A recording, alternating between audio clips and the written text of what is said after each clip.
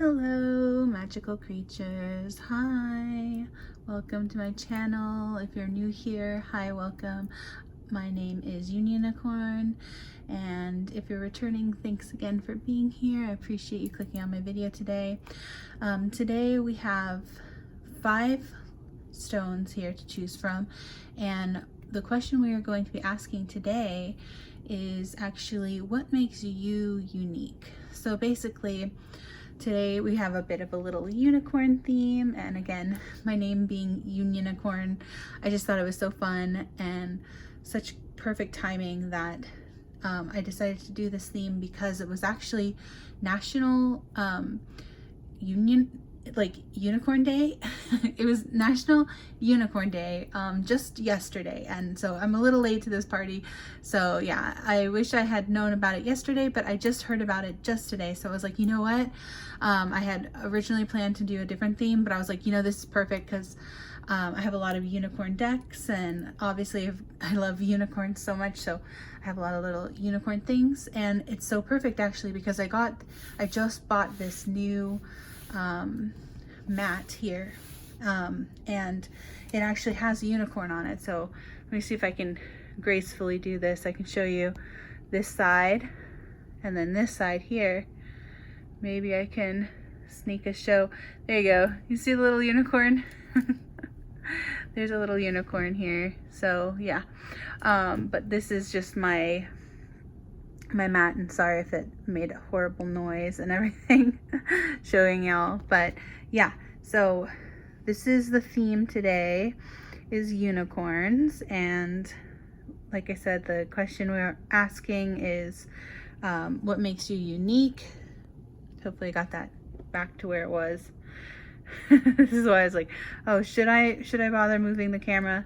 But yeah, in your reading, you'll actually see it probably from, I'm going to try to do a top down. We'll see how that goes, because this is all, you know, kind of a new setup for me. But yeah, I'm really happy with this cool new mat I just got.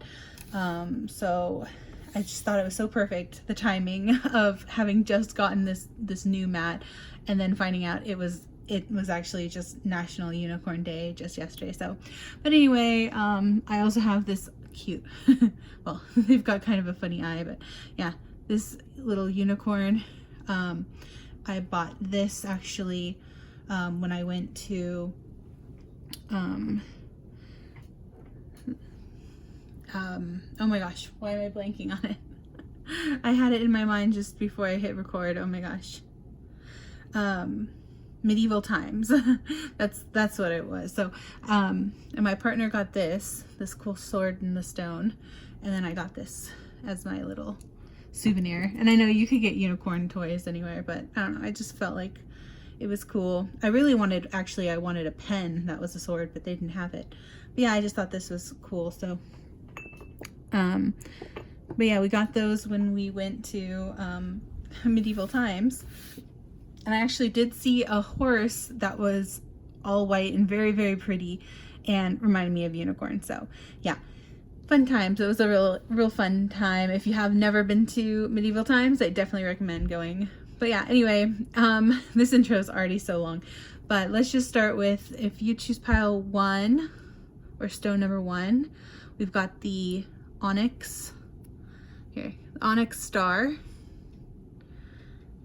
Sorry if that's hard to see, but yeah, this is a little onyx star shape for pile or stone number 1. Then for stone or pile number 2, we have this, I believe it is like these are all amethyst. I believe it's amethyst. It's a purple stone. I don't know, again, in my lighting, it always ends up looking better on camera when I'm reviewing like the footage when I'm editing, but yeah, it's looking quite dark, but it is actually purple. So hopefully you can see that for pile number 2. And then pile number 3 is going to be this clear quartz orb. Clear quartz. And now pile 4 is this rainbow aura quartz. Rainbow aura quartz here. And last but not least, we have the moon shaped onyx for pile number 5, or stone 5. So yeah, so you can go ahead and choose your piles / stones from, you know, the piles, the readings from the stones here, or if you want, you can stick around and watch me shuffle the decks, and then you can pick by the piles.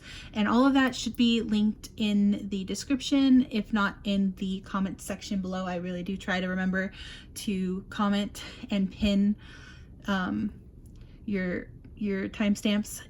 So yeah, that should be in the description or comments below. Yeah, thank you so much for being here and picking this reading, and I hope you enjoy your reading, and I'll see you in your pile selection. Okay, see you there. Bye. Hello, thank you so much for being here. We are going to be shuffling your cards for this reading today. We'll be shuffling for the Unionicorn. See, now I can't even say the word unicorn without messing up. I don't know what that is about. I swear I can say unicorn off camera, but for whatever reason, for some reason, when I'm on, you know, and set up and like trying to record a unicorn video, I always am like missaying unicorn. I don't know what that's about. Anyway, today we have a unicorn theme, obviously, because yesterday was National Unicorn Day. That's April 9th, 2025, for those of you who are watching this at any other time. But yeah, this video, like I said, I'm recording it now then on April 10th, and it will probably be out April 11th, so a couple days late, unfortunately, but hopefully by next year I'll remember that it is National, I had no idea they even had a National Unicorn Day. Like, that blew my mind. So yeah, I just found out about it yesterday, and I was like, oh my god, this is perfect, because now I'm going to change my theme. So yeah, anyway, sorry if this reading is already all over the place, but hopefully that makes sense to y'all why I like switched up what I was gonna do today, because like I was actually planning last week. If you went back and saw my reading last week, I mentioned what reading I was planning for this week. And actually I say last week, but what am I saying? Last week I didn't even have a reading up because I was sick, so sorry about that.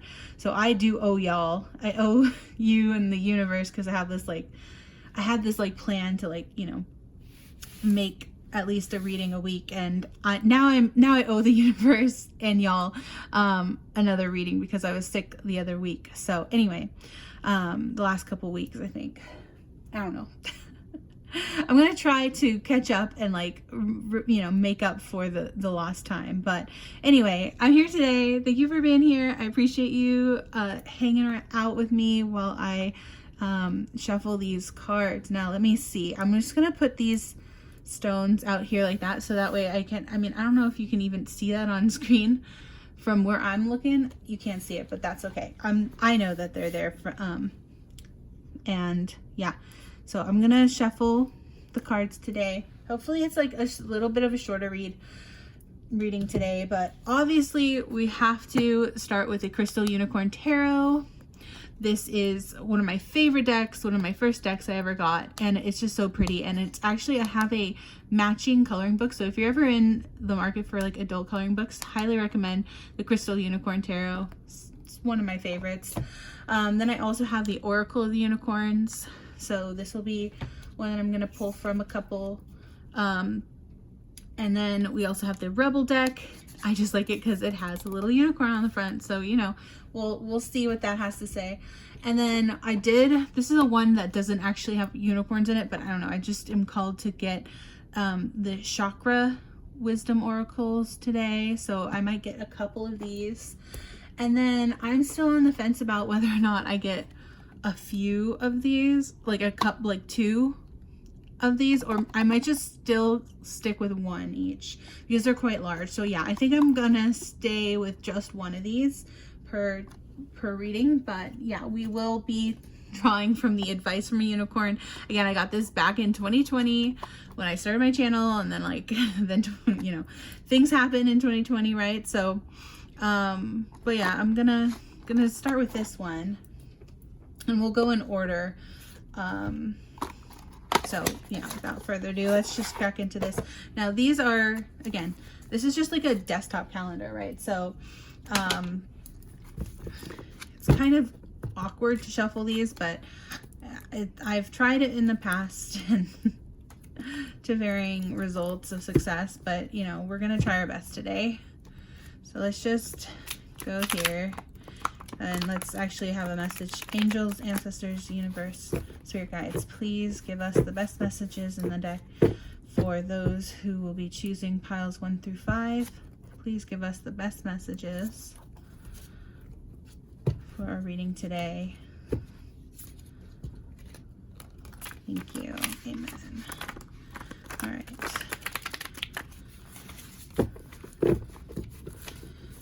And let's see.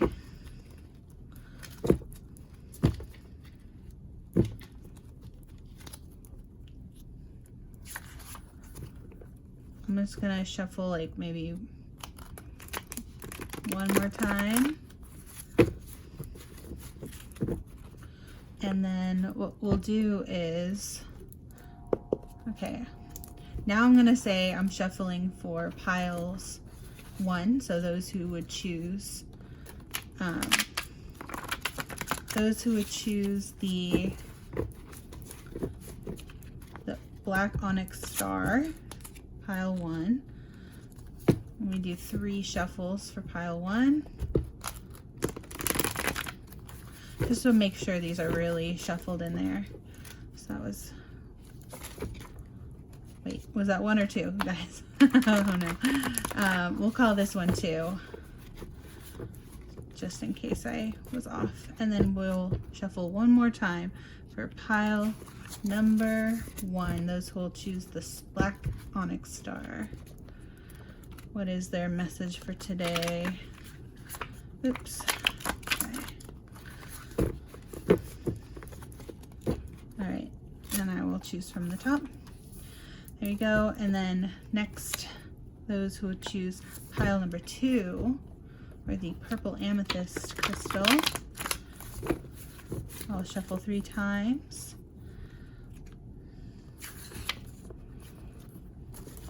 Okay. Oh.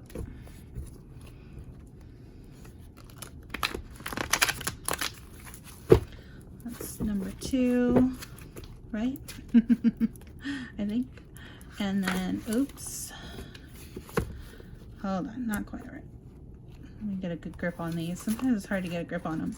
All right.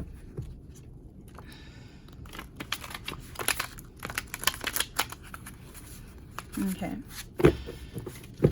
This one here. Pile number 2. Okay. Now those who will choose pile number 3, the, oops. This one just wants to pop out. Gotta put it there. Okay. Those who would be choosing the crystal clear orb, or the sphere. I always think of it like a crystal ball. Those who would choose pile number 3, universe, or the crystal ball, crystal clear orb. Let's see, this is shuffle number 2. Okay, hopefully I'm getting this shuffle on camera too. That's the point. And then number, what is this, shuffle number 3. Okay.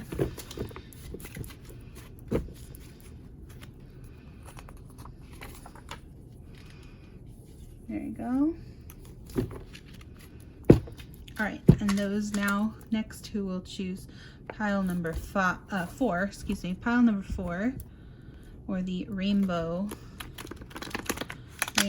aura quartz. Pile number, whoop, pile number 4. Like I said, these are always the most awkward. Believe me, I'll shuffle hopefully faster once we're through with these really awkward large ones. Okay, that was, I think, the second shuffle, so this is the last shuffle for pile number 4, the aura crystal orb. Rainbow aura crystal, that's what I'm trying to say. Rainbow aura crystal, pile number 5, 4, sorry, and that next is pile number 5. Here we go. All right. Oops, got pile, that's shuffle 1. Okay.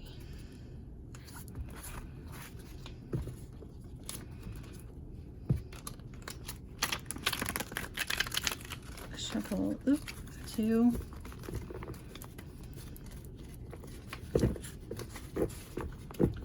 Shuffle 2. Okay.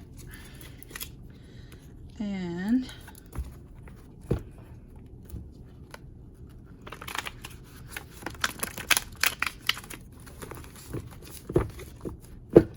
there you go.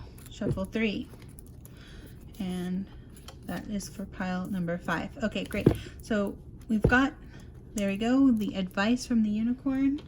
That is the first one shuffled. Again, this is 365, so we got 5 out of 365. So there are 360 messages we did not receive today. So just, you know, as a reminder, we are quite selective when it comes to the cards that do end up coming out.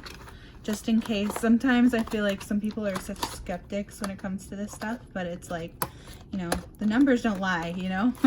There were 360 messages we did not get from this today, so there we go. But that's the first one. Now next we will get the chakras, and now this chakra chakra oracle, why can't I say that today? Sorry, chakra oracle cards. These are easier to shuffle, and they also this nice little guidebook here that I'll be referring to, possibly reading out of too. I just like to do that sometimes. But yeah, these are, I don't know, I like them because they're all rainbowy. Rainbows and unicorns, you know, they go like that, right? So I don't know, I was just guided to use the this deck today, the Chakra Oracle Wisdom. Now I will be getting a couple of these today. Yeah, I believe they're 2 or 3. Let me think about this. Okay, so I have this one on the side and maybe 3. I might get 3 of these each, which is a lot, but we'll see what comes out. Okay, so angels, ancestors, spirit guides, universe, please give us the best messages in the deck. Whoa. Okay. Well, this just seems like a message for y'all. Joy. What a happy message. Okay, so I wasn't finished asking though, so I'm gonna reset the deck here and I'm gonna try that again. So okay, angels, ancestors, spirit guides, please give us the best messages in the deck for pile number 1. Pile number 1. I need 3 cards each. Now these, let's see, I forgot how many are in this deck,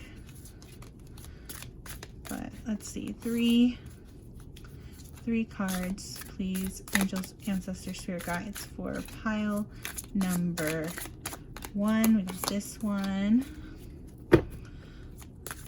Best messages in the deck for pile number, whoops, too many fell out. Can't take all of those, spirit. Okay, let's try that again. Whoops, no. Everything wants to fall out. I can't take them when they're all falling out. Trying to shuffle these correctly. Okay, sorry for hitting the camera. Okay, so let's try this again. Spirits, angels, ancestors, spirit guides, all of those guiding spirits, angels, ancestors, spirit guides, universe. Okay. Do I take these 2? They did want to both flip out at the same time. You know, I'm going to do it. And I know some of you probably are like, you didn't shuffle right. But it's just a vibe, guys. I don't know what to tell you. I'll go with it. So, okay. So next, We'll have pile number 2, those who would choose the amethyst crystal. Angels, ancestors, spirit guides, universe. Please give us the best messages, the best 3 messages in the deck for pile number 2, those who choose pile number 2, the amethyst crystal.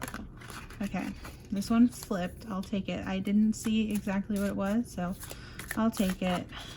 Okay, this also wants to come out. And one more, please. Angels, ancestors, spirit guides. Give me the best message in the deck for pile number 2. Okay. Well, sorry. Again, vibes. I don't know. Is this it? Okay. Yes. Yes, it is. I'm just slow. Sorry, y'all. Sometimes I'll like I get guided to pick something and I doubt it, so I'm sorry. Okay, so next we are going to do, we're shuffling for pile number 3 next, or those who would choose the crystal ball or the clear orb, clear sphere. Angels, ancestors, spirit guides, please give us the best messages in the deck for those who would pick pile number 3. We got this one. Okay, 2 more messages, please. Angels, ancestors, spirit guides, best messages in the deck for pile number 3. Okay, last one. Angels, ancestors, spirit guides, best messages in the deck for our pile number 3 people. Okay, there we go. 3 cards for pile number 3. Next, can I get 3 cards for pile number 4? Those who would choose pile number 3. Oh, okay. Hold on. Sorry. Let's do this again. Angels, ancestors, spirit guides. Please, best messages in the deck for those who would choose pile number 4. Okay, there you go. I think this one really was, I was feeling it. It was really trying to come out, so that's a good one. All right, and then those who would choose pile number 4, please. Angels, ancestors, spirit guides. Those who would choose pile number 4.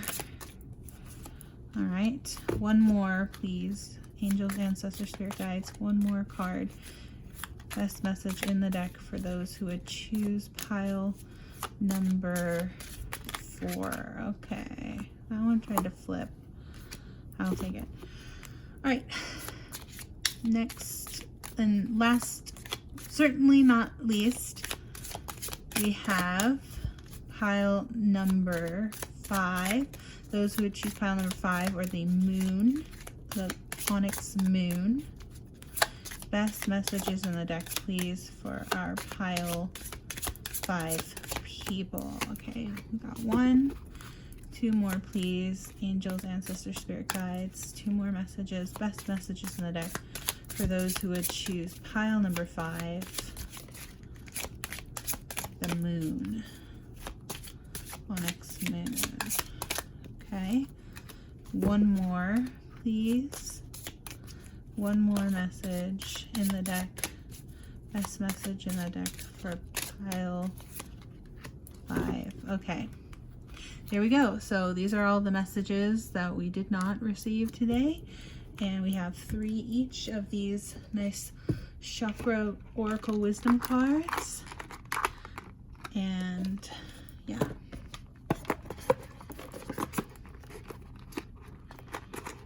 there you go. Wonderful. All right, moving on, we will be doing, I believe I want the Rebel deck next. And now these are the Oracle with Attitude, so they say is 0 filter, 0 Fs. So just a fair warning, these do have some, you know, potty language, if you want to call it that. So yeah. Also, I'm gonna be shuffling these because they are double-sided cards. I'm gonna leave them below until I can cover them with the Crystal Unicorn Tarot. So just a heads up on that these messages I think I only want one of these today though. Yeah. Okay, so, but anyway, let's just reset the deck. Angels, ancestors, spirit guides, please give me the best message in all the deck for those who would choose pile number 1. All right, it came out, it just fell out, so I'm going to take it. All right, thank you, angels, ancestors, spirit guides. So next, can I get the best message in the deck for those who would choose pile number 2 or the amethyst crystal?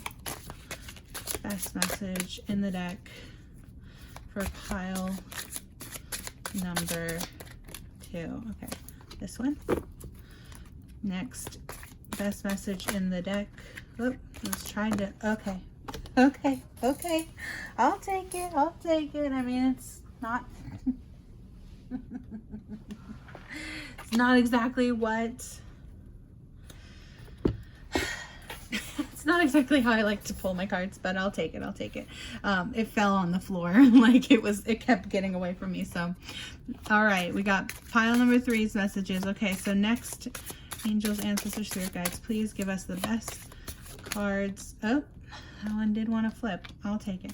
Okay, best cards, I guess now for pile 5. All right, we're making quick work of these ones here. Best card in the deck for our pile number 5 people. Okay, that one tried to jump.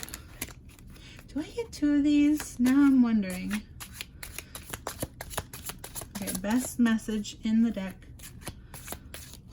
for pile number, okay, number 5. That one also flipped, so I'm gonna take it. All right, hey, check it out, guys. Message on the bottom of the deck for you pile people, shuffle people. It says, ancient shit is cool. That I agree with, absolutely. Tarot itself, or divination, is also, it's an ancient practice, an ancient art. So yeah. So that was just a little message for those of you who, you know, are here and watching the shuffle, so shuffle selection. So I appreciate you. Thanks for being here. All right, now we have the Crystal Unicorn Tarot. And this is, again, one of my absolute favorite decks that I own. It's just so pretty. It's just, I don't know how to describe it. It's just a vibe, you know? It's a whole vibe. All right, well, let's see. Bottom of the deck energy, we've got the 3 of Pentacles. Okay. All right, but let's actually, okay, let me reset it. All right, angels, ancestors, universe, spirit guides, please give us the best messages in the deck for those who would choose pile number 1, aka the Onyx Star. Those who would choose the star, please give us the best message. And I'm gonna take 3 of these, so please give me 3 of the best messages in the deck for my pile 1 people.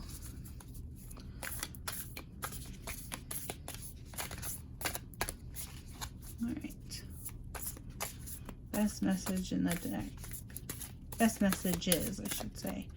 All right, we'll take this one, and then that way I can put the other message. Okay.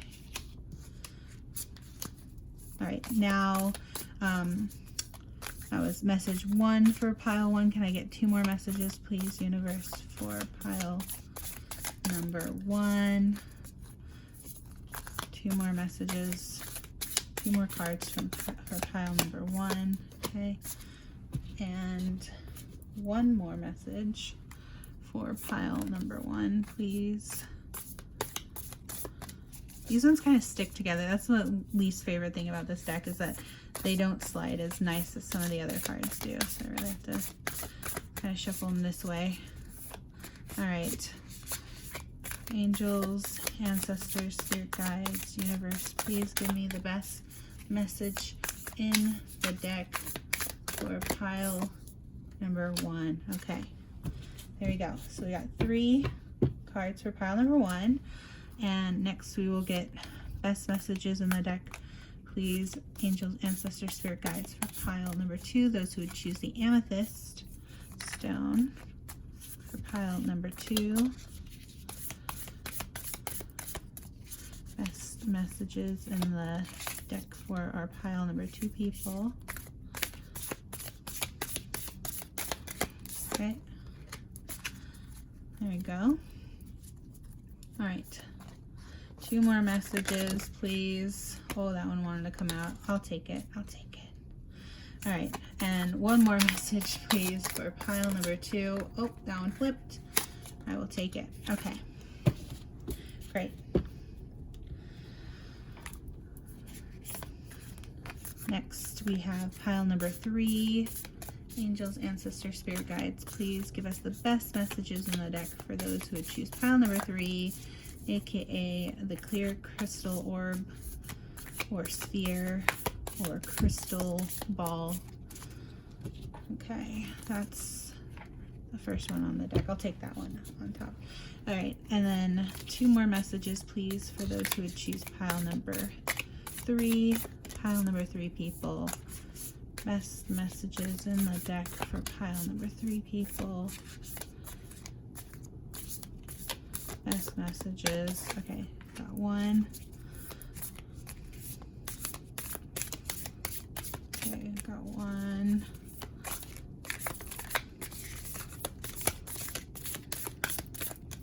2. All right, 1 more shuffle for those who would choose pile number 3. There we go. All right, next up, those who would choose pile number 4, please, angels, ancestors, spirit guides, give me the best messages in the deck for pile number 4 people. Those who would choose the rainbow. Okay, that one wanted to come out. I'll take it. Those who would choose the rainbow or quartz. You know, that one also wanted to jump. I'll take it. I mean, again, usually I like to do a full shuffle, but sometimes I feel like my spirit guides get really impatient with me. This happens every shuffle because I'm just trying to be thorough, and then but they're like, come on, hurry up, you're spending an hour shuffling, which, you know, I'll be the first to admit that is in fact, yes, you know, that's what I do. I spend an hour shuffling, so we'll speed this up a bit. But all right, last message, please, angels, ancestors, spirit guides. Last best message in the deck for those who would choose pile number 4. Okay. This one. They really wanted this one, not this one. All right, well, this one, let's just pop that on the bottom, and then we'll shuffle for pile number 5 now. Those who would choose pile number 5.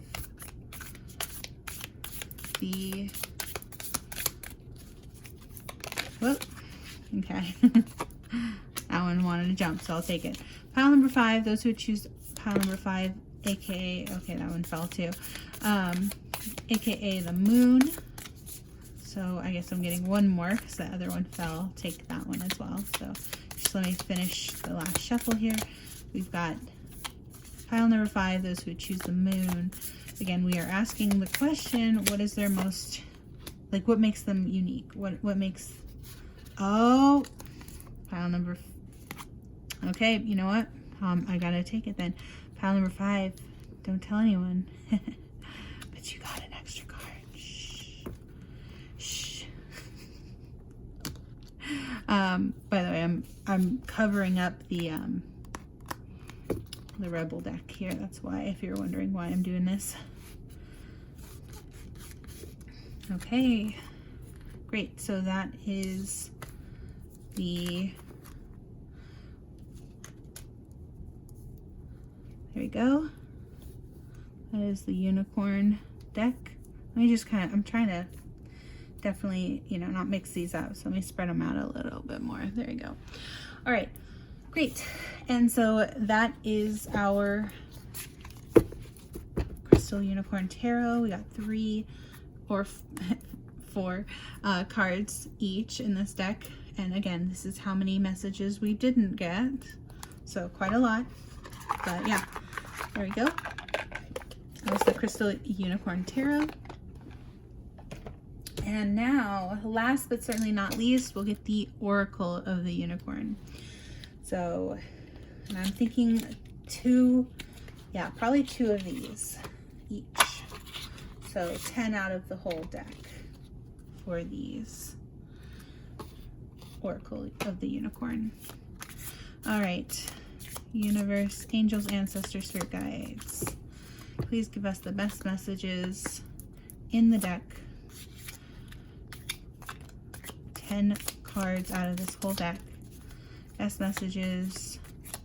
Again, we are asking the question, what makes you unique? Because I don't know. I don't know if I'm the only one who associates unicorns with unique. And maybe it's just the U-N-I. Unicorn, unique. But I don't know. I just, I always think of unicorns as being like these majestical creatures who have like, this like aura about them that's like really, beautiful and attractive, and people really are like drawn to the unicorn. And because the unicorn is so rare and elusive, that's what makes me feel like, this question kind of, and I should have said this earlier, right? But those who are the real ones, you guys in the shuffle, listening to the shuffle right now, this message is for you, because you are definitely those unique souls who are more maybe even inquisitive than the average person. That's the vibe I get from my shuffle people. And again, I call you my shuffle people because you guys are the special ones. You the real MVPs. Very important people. Y'all are the ones who are supporting my channel by watching me shuffle. And I really, I say this every time, but I really appreciate you if you are taking the time to watch the shuffle, because I know that not a lot of people do that. So yeah. One did fall out, and I don't know if y'all saw it, but I'm gonna take it. So that was for pile number 1. Thank you, angels, ancestors, spirit guides, keeping me on track, because I was going on a tangent. But yeah, so can I get the best message in the deck? Next message in the deck for pile number 1. Okay, that one wanted to flip. I will take the flippers. There you go. Okay, great. Now, best message in the deck. Whoop. Okay, this one flipped. Best message in the deck for pile number 2 next, please. Angels, ancestors, spirit guides. Oh, this one did want to fall. Best message in the deck for my pile number 2 people. Yeah, I'll take this one. All right. Next, best messages in the deck for pile number 3. Best message in the deck. Best messages in the deck for pile number 3 people. Those who would choose a crystal ball. All right. Next, best messages in the deck for those who choose pile number 3, the crystal clear orb or sphere. Okay, this one. All right. And next, best messages in the deck for those who would choose pile number 4. Sorry, pile number 4, the Rainbow Aura Quartz. My rainbows. Maybe some of y'all who choose rainbow, pile 4 rainbows quartz are in the LGBT QIA community. Not for all of you probably, but for some of you might be why you picked the Rainbow Aura. Plus, I just think it's such a pretty stone. I do love how it glitters. It's kind of like opal. But yeah, all right. Those who would choose the Rainbow Aura people. Okay, this one. And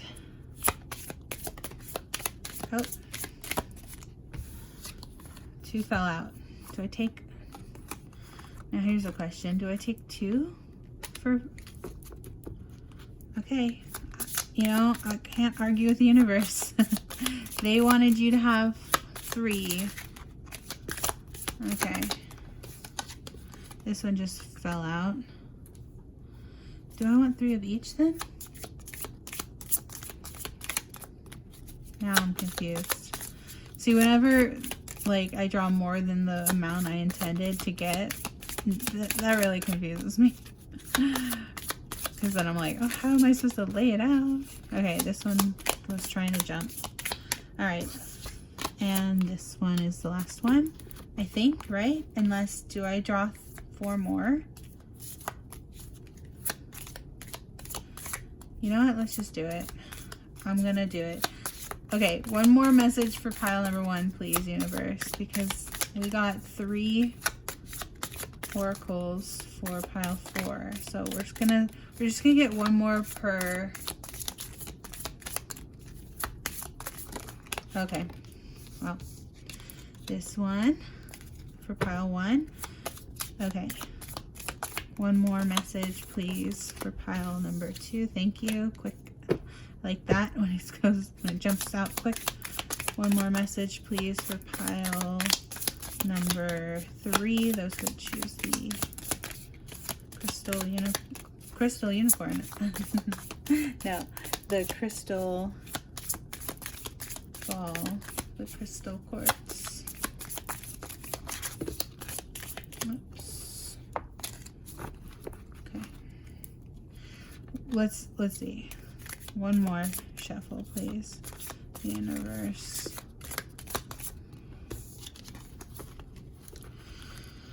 Alright, this one did pop out. I'll take it. I'll take it. Alright. And last but certainly not least, those who would choose pile number 5, the black onyx moonstone. It's not moonstone, but it's okay. There you go. Did y'all see that one? This one here wanted to go and come out. So there we go. And then that is the number of messages we did not get in this deck today. There we go. But yeah, so thank you so much for being here for the shuffle portion of the video.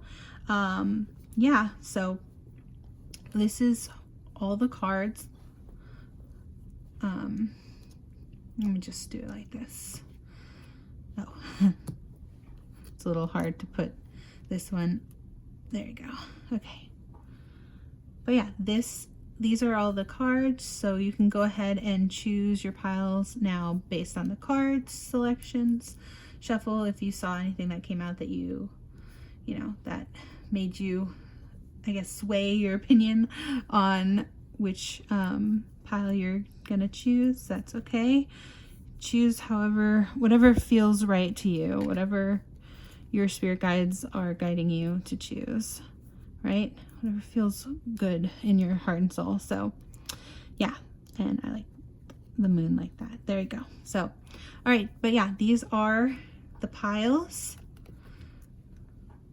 And again, thank you so much for being here, and I will see you in your selections.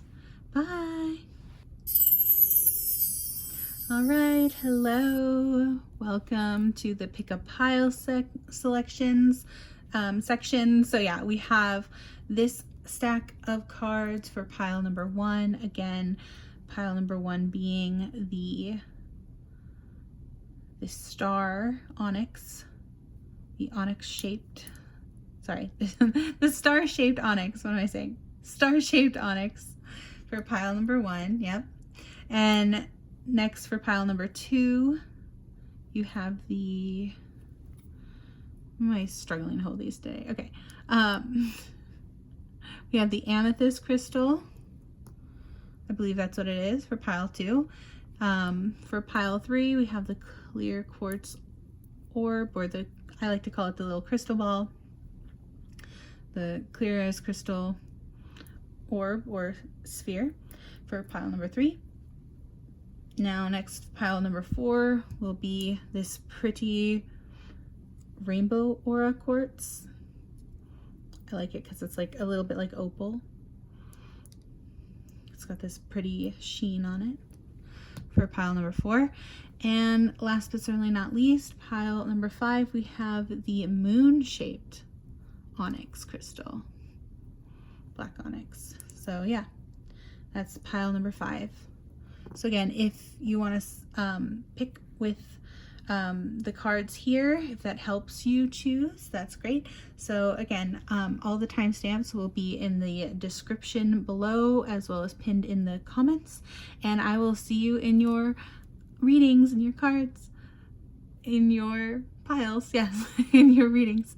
See you there. Bye. Hello, pile number 1, those who would choose, or those who did choose, excuse me, those who chose this star-shaped black onyx crystal. This is your pile number 1. Thank you so much for being here.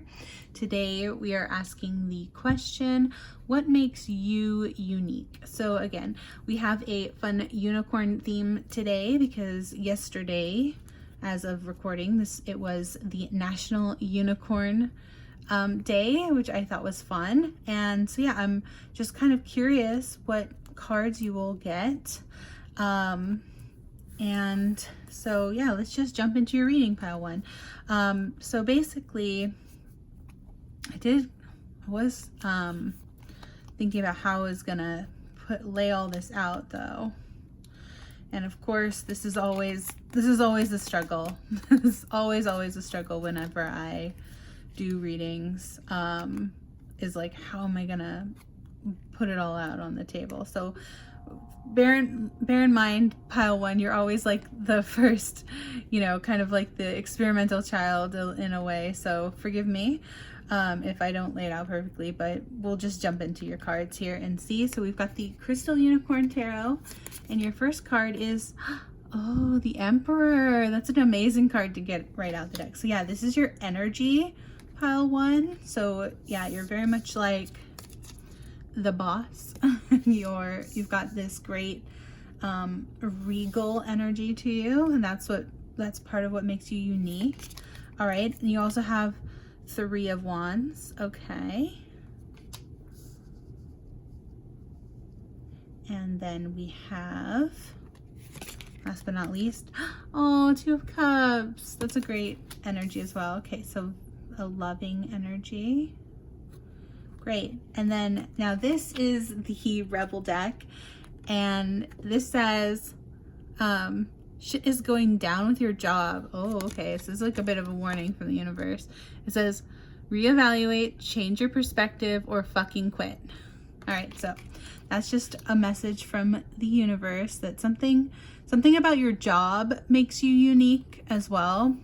Something about, I'm getting something that you do is very unique when it comes to, yeah, just your, not a lot of people do this job, okay, pile 1, so that also makes you unique. All right, so then we have these oracles. Oh, okay, so it says friendship, so maybe you have a lot of friends, pile 1, that makes you unique. Then you also have discernment. All right, it says all is not what it seems. Stay true to your knowing. Keep your dreams a secret. Okay, so something heavily about what you do for work or your dreams, your ambitions. Now this friendship card said seek out your soul family. Surround yourself with positive people. Spend more time socializing. Okay, yeah. Again, I'm definitely getting this like vibe that you're a very social person. Yeah, I'll have to maybe consult the book, but by the book I mean the guide, but the guidebook. But yeah, I'm getting, maybe it's because you picked the star, but I'm getting a star kind of energy from you, even though we didn't pull the star here. But yeah, let's just keep looking at, okay, now it says receive. Be open to receiving goodness. Believe you are worthy of abundance.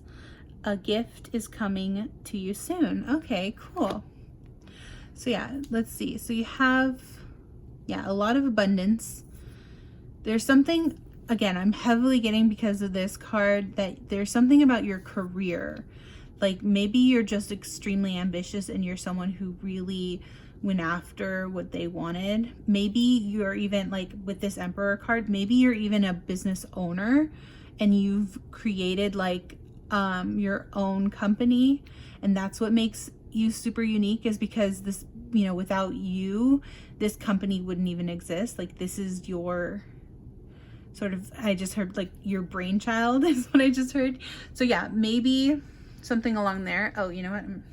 I scooted everything over and I realized I was off. Sorry. This is what I mean by like layouts. Hopefully you can see all those. No, I'm still off quite a bit. Okay, there. How about now? Hopefully you can see all the cards now. Yeah, there we go.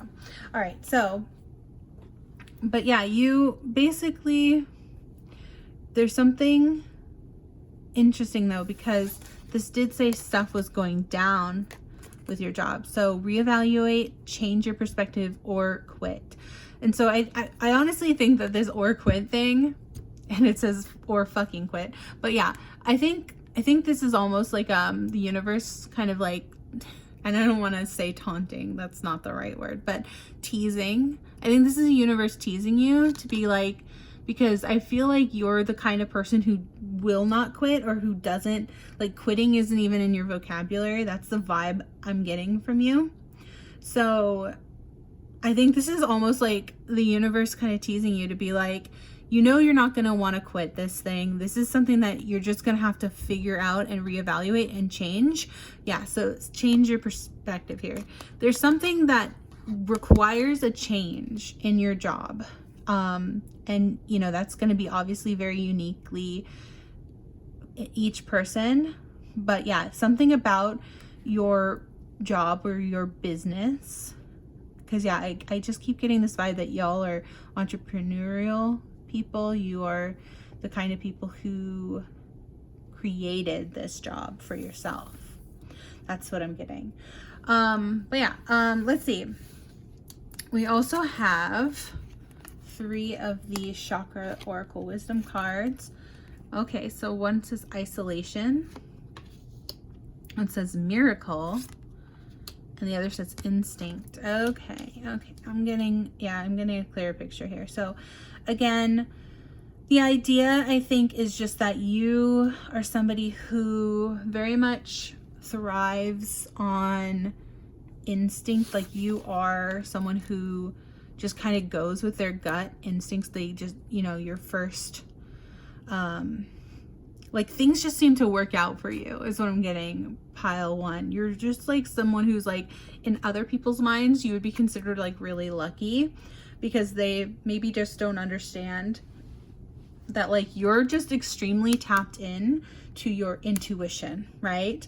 And to the others out from outside yourself, it just looks like you're extremely lucky, but you know that it's because you rely heavily on, you know, your gut impulses, your instinct, so to guide you, which is a good thing to do. Like honestly, there are a lot of people say like what really, you know, messes you up, so to speak, is like when you get too into your head, right? When you're not sure where to go.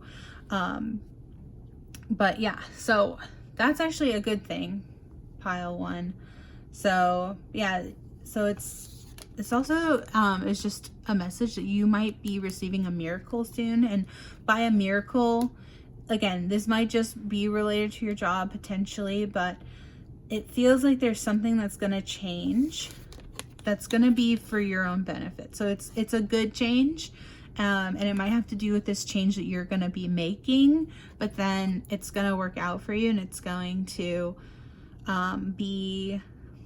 it's going to be a good change for you. It's going to end up working out is what I'm basically getting, whatever this change you're going to be making. But I also see, like, again, you have isolation here. And to me, this is reminding me so much of the Hermit card in the tarot deck. And it's because it's like, it's not so much that you're fully isolated, because I can see that you have like, you know, this friendship card, you have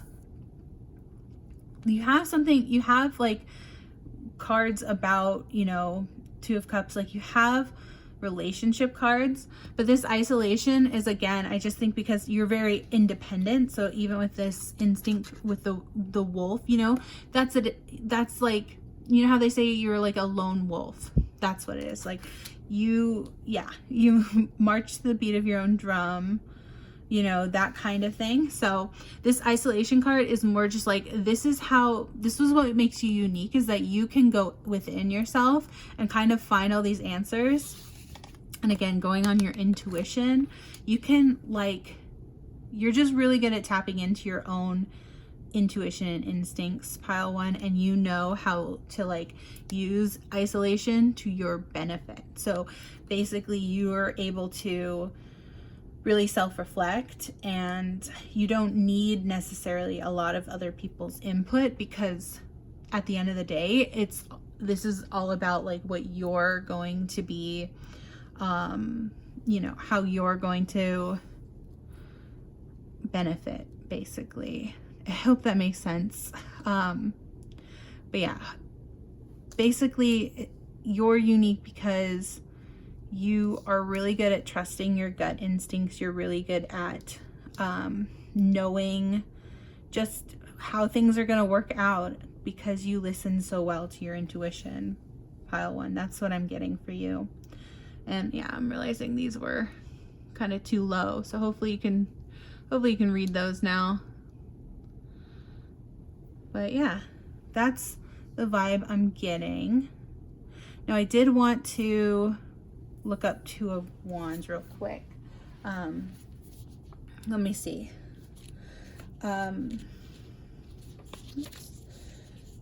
We've got,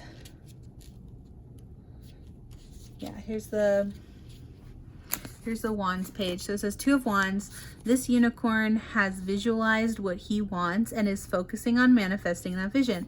Yes, exactly. Yes. Okay, perfect. So I knew this was going to be some sort of confirmation. So that's awesome. Yeah. His left hand holds a staff of smoky quartz, which will help him achieve his goals. In his right hand, he holds the world, which gives him a glimpse of all the ideas yet to be discovered.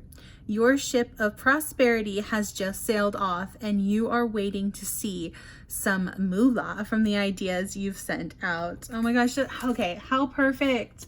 How absolutely perfect is that? You know what? I never realized this. I never noticed this, but yeah, look at this. You've got the Three of Wands. Did I say Two of Wands? Oh, I read the wrong, did I literally just read the wrong one? Well, anyway, I was like, look, you've got ships. Well, you know, maybe that was another message. My bad. Let me read the correct one, maybe. No, because you got Two of Cups and Three of Wands, but yeah, I was like, I didn't see that. But, you know, there are no mistakes in tarot. I did read the wrong one, but I think that was a message that was just confirming sort of what I was talking about, of like knowing like how to make the right moves for your business, basically. But yeah, look at these ships. I never noticed these ships, and I was just thinking about the idea of like having your ships, you know, ships come in, right? Isn't that like a phrase? Please let me know in the comments if you know. But yeah, okay, so I can't believe I read the wrong one. That's embarrassing. But like I said, I think that was on purpose to like kind of confirm what I was talking about earlier. But yeah, I literally read the wrong one. Okay, so we have Wands, right? We had Two of Wands. I read that one. But so the keywords is confidence, winning, and authority. So again, I am going to just go ahead and say that you also got the Two of Wands, because I've never done that before, so that's my bad.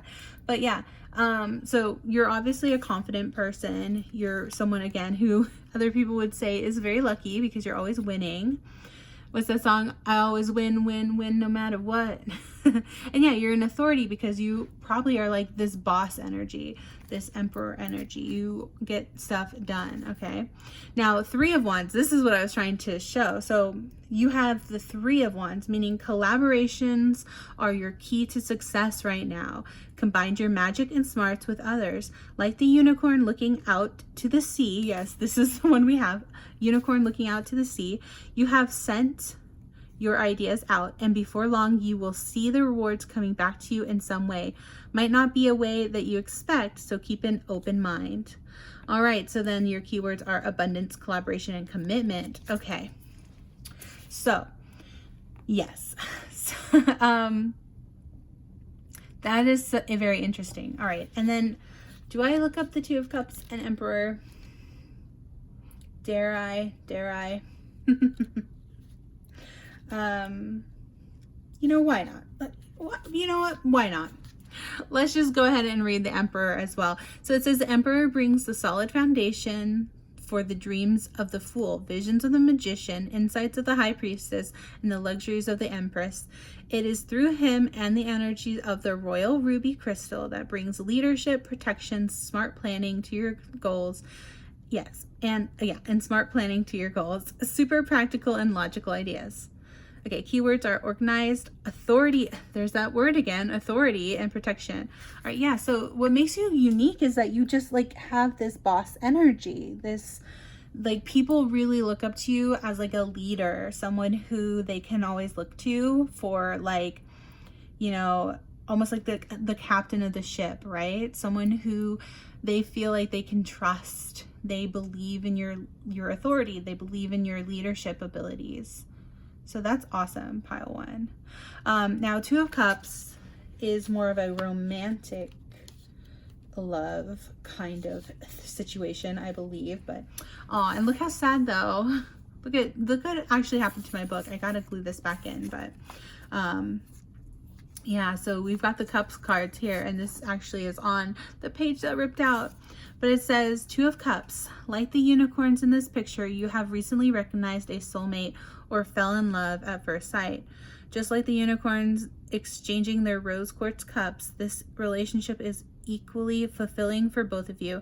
A super solid partnership is being formed.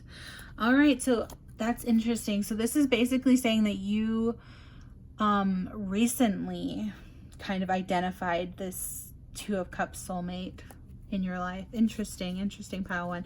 So it says the solid partnership is being formed. So this might be something that's happening in the moment. Again, take it as it resonates. This might be, we have general, you know, this is a general reading, so it might not apply to everyone who's chosen pile number 1. If you're like, well, I've been in a long-term relationship for 10 years, you know, take it how it resonates. Obviously this is general readings, but it sounds like you are having like a very important relationship in your life right now, pile 1. So it says keywords are attraction, bonding, kindred.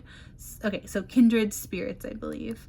All right, so well, that's all good news, all good things, right, pile 1? So that's awesome. Yeah, so again, expect great miracles to come into your life.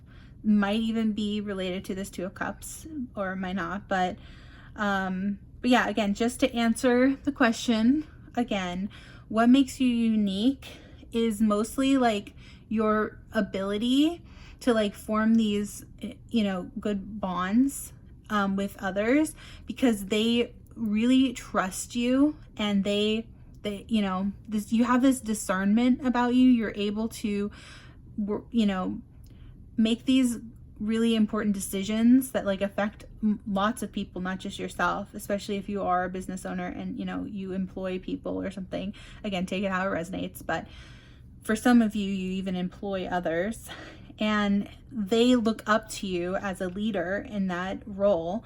And, you know, you really do know how to, you know, guide the ship, so to speak. You know, because you rely on this instinct, you, even though you are like a bit of a lone wolf, or in your mind you're a bit isolated and alone, that is not how other people view you, pile 1, and this isn't really a how other people view you reading, but what I'm just getting is that like they see you as someone who's a leader. So again, kind of like how it's almost like an oxymoron, right? Is it an oxymoron? I don't know. It's almost like, yeah, I'm just gonna say oxymoron because I don't know the word off the top of my head of what I'm thinking, but like a lone wolf isn't actually alone usually, right?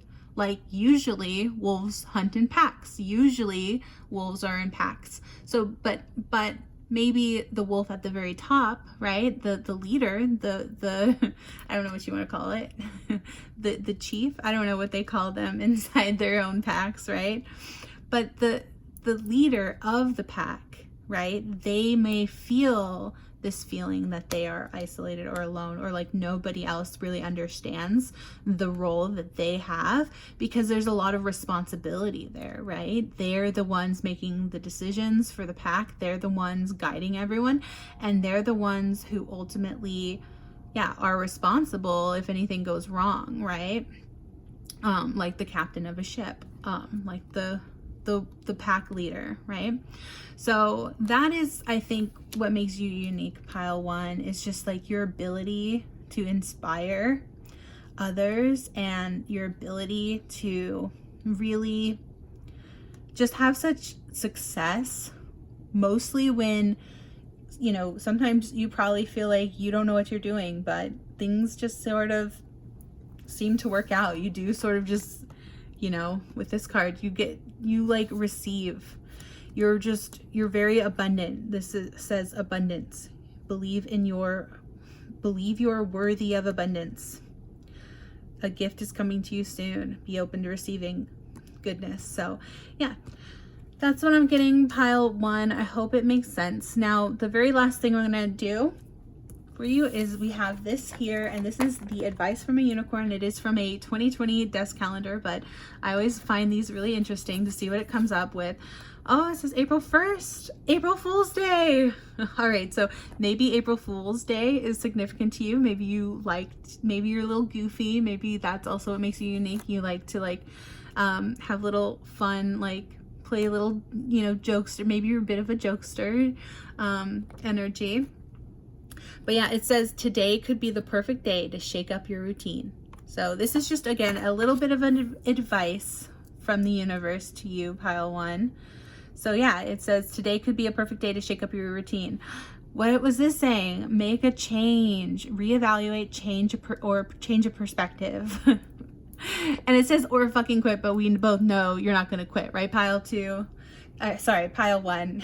You're pile 1.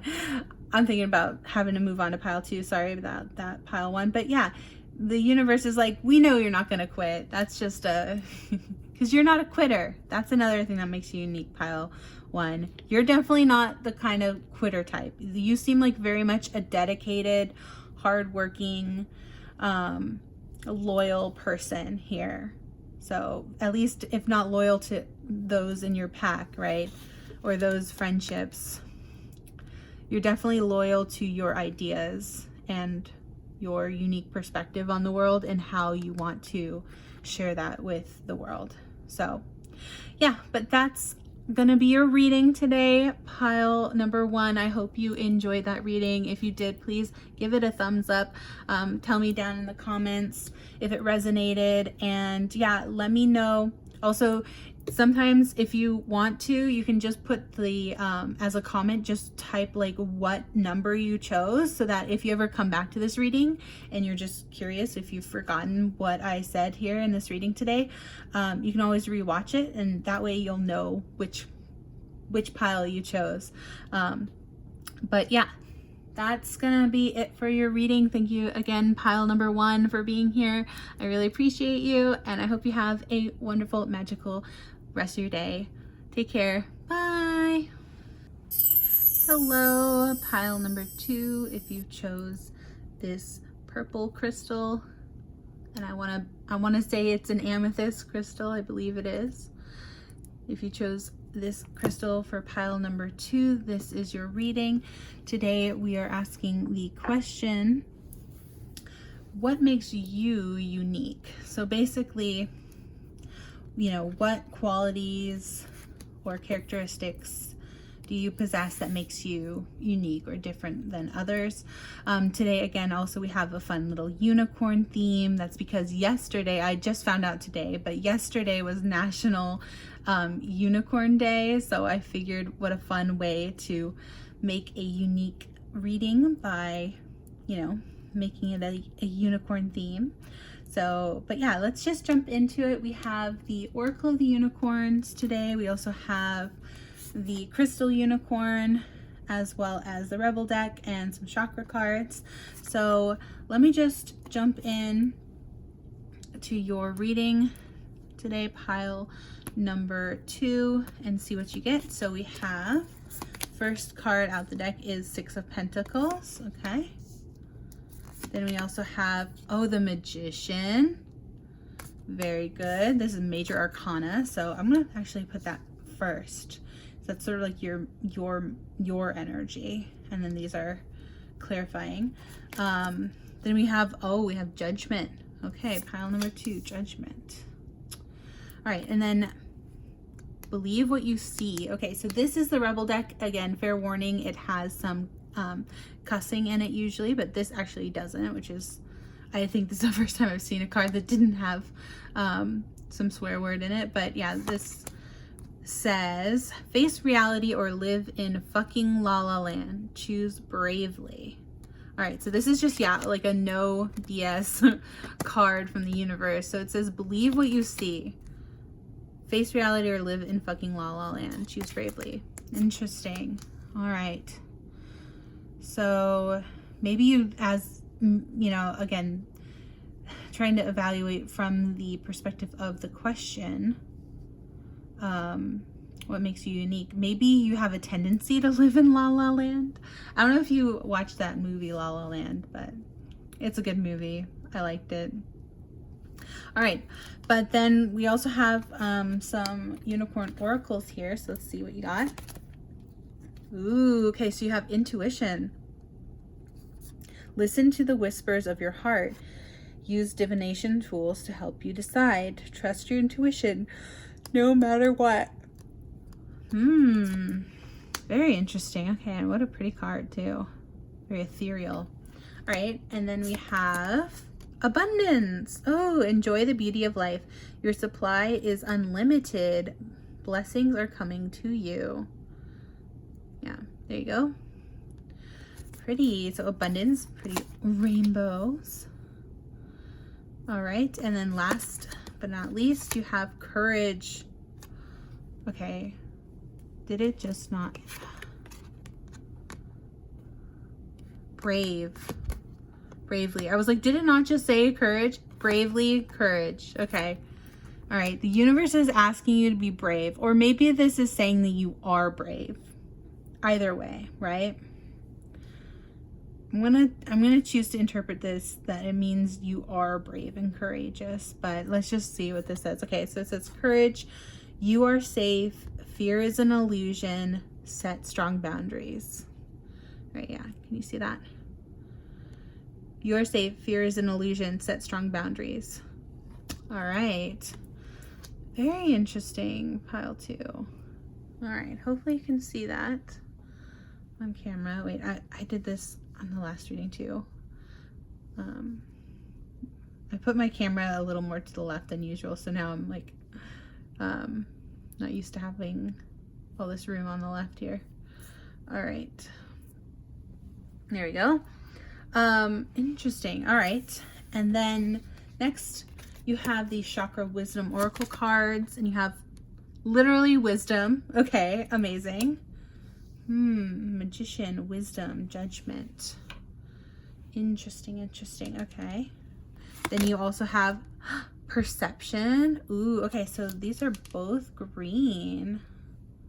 Interesting. Okay, and then we have enlightenment. Very interesting. All right. I'm trying to get the overall message for you, pile 2. So it sounds like you're a very intuitive person and a very abundant person and a very courageous person, but universe is asking you to face reality or live in La La Land, but you can't be in both. So it sounds like you have sort of like this dilemma almost, where you've got one foot in reality and one foot in dreamland. And it's kind of, I think, making it difficult for you to make some sort of decision. That's what I'm getting. Because, like, yeah, the universe is like telling you on this side, believe what you see. So I don't know if that's saying, you know, don't believe in things that you can't see, but yeah, there's some sort of decision that you are struggling with, it sounds like. And I mean, I didn't get like the Two of Swords or anything like that, but there's something going on here where, yeah, you're very good at perceiving something. Like, you have this wisdom and perception though. Like, you are good at using your intuition, right? But it seems to be like a bit of a case of like seeing is believing, I just heard. So this is very interesting. Let's see. So the Magician is also, that's your energy, and the Magician is someone who is incredibly good at manifestation and is someone who, you know, does have a bit of magical thinking, right? Because you have to believe in magic, right, to practice it. So we have the Magician here. Let's just read what it says. It says, the Magician has all the magical tools he needs right in front of him to cast his spell. He can manifest visions into reality and as a master channeler of energy, much like his quartz crystal. Oh, okay, interesting. You didn't pick the quartz crystal. That's pile 3, but very interesting. Okay, so it says, the Fool sets the intention and dream. The Magician makes the magic happen. Yeah, so the Magician is right after the Fool as well in order. So it says keywords are control, empowered, and manifest. Yeah, manifestation. All right. So yeah, you're very good at manifesting abundance for yourself in this life, pile 2, which is awesome to hear. So yeah, you definitely tap into this this wisdom that you possess, probably from a past life, if we're being honest, because this is the kind of energy that, like, yeah, this is enlightenment, right? This is like something that you've been working on for, I just heard, like, multiple lifetimes. Like, this isn't something that you can be a baby spirit, is what I just heard. So yeah, you can't, this is something that requires having gone through many judgments, many lifetimes to hone this intuition. And it takes bravery, it takes courage to live that way, because, you know, again, it's like, this is how people will treat you, is like, when you have this ability to tap into your higher self, your intuition, into these unseen forces in reality, right? There will be naysayers. There will be people out there who are like, oh, you're just living in fucking La La Land. You know what I mean? But the fact is that La La Land, like, the way this card is worded too, it sounds like the universe is trying to say, live in reality, just, you know, like the other side of the card said, seeing is believing or something, right? Something like that. But it's like, but that's not what I'm getting with the rest of the cards, because what I'm getting with the rest of the cards is like, you have this ability, you have this unique ability to see what isn't there, pile 2. Like, you might even, in fact, maybe you enjoy like the paranormal, like maybe you, I don't know, have you ever used a ghost box? I'm actually really curious, because like, maybe you really like, you know, thinking about things that are more ethereal, like this intuition card again. She looks like a ghost, right? Oh my god, yeah. So maybe you actually really like ghost hunting. Like, I mean, I love ghost hunting, pile 2, so you're in good company. I also like ghost hunting, but yeah, she just like, she looks like a ghost, right?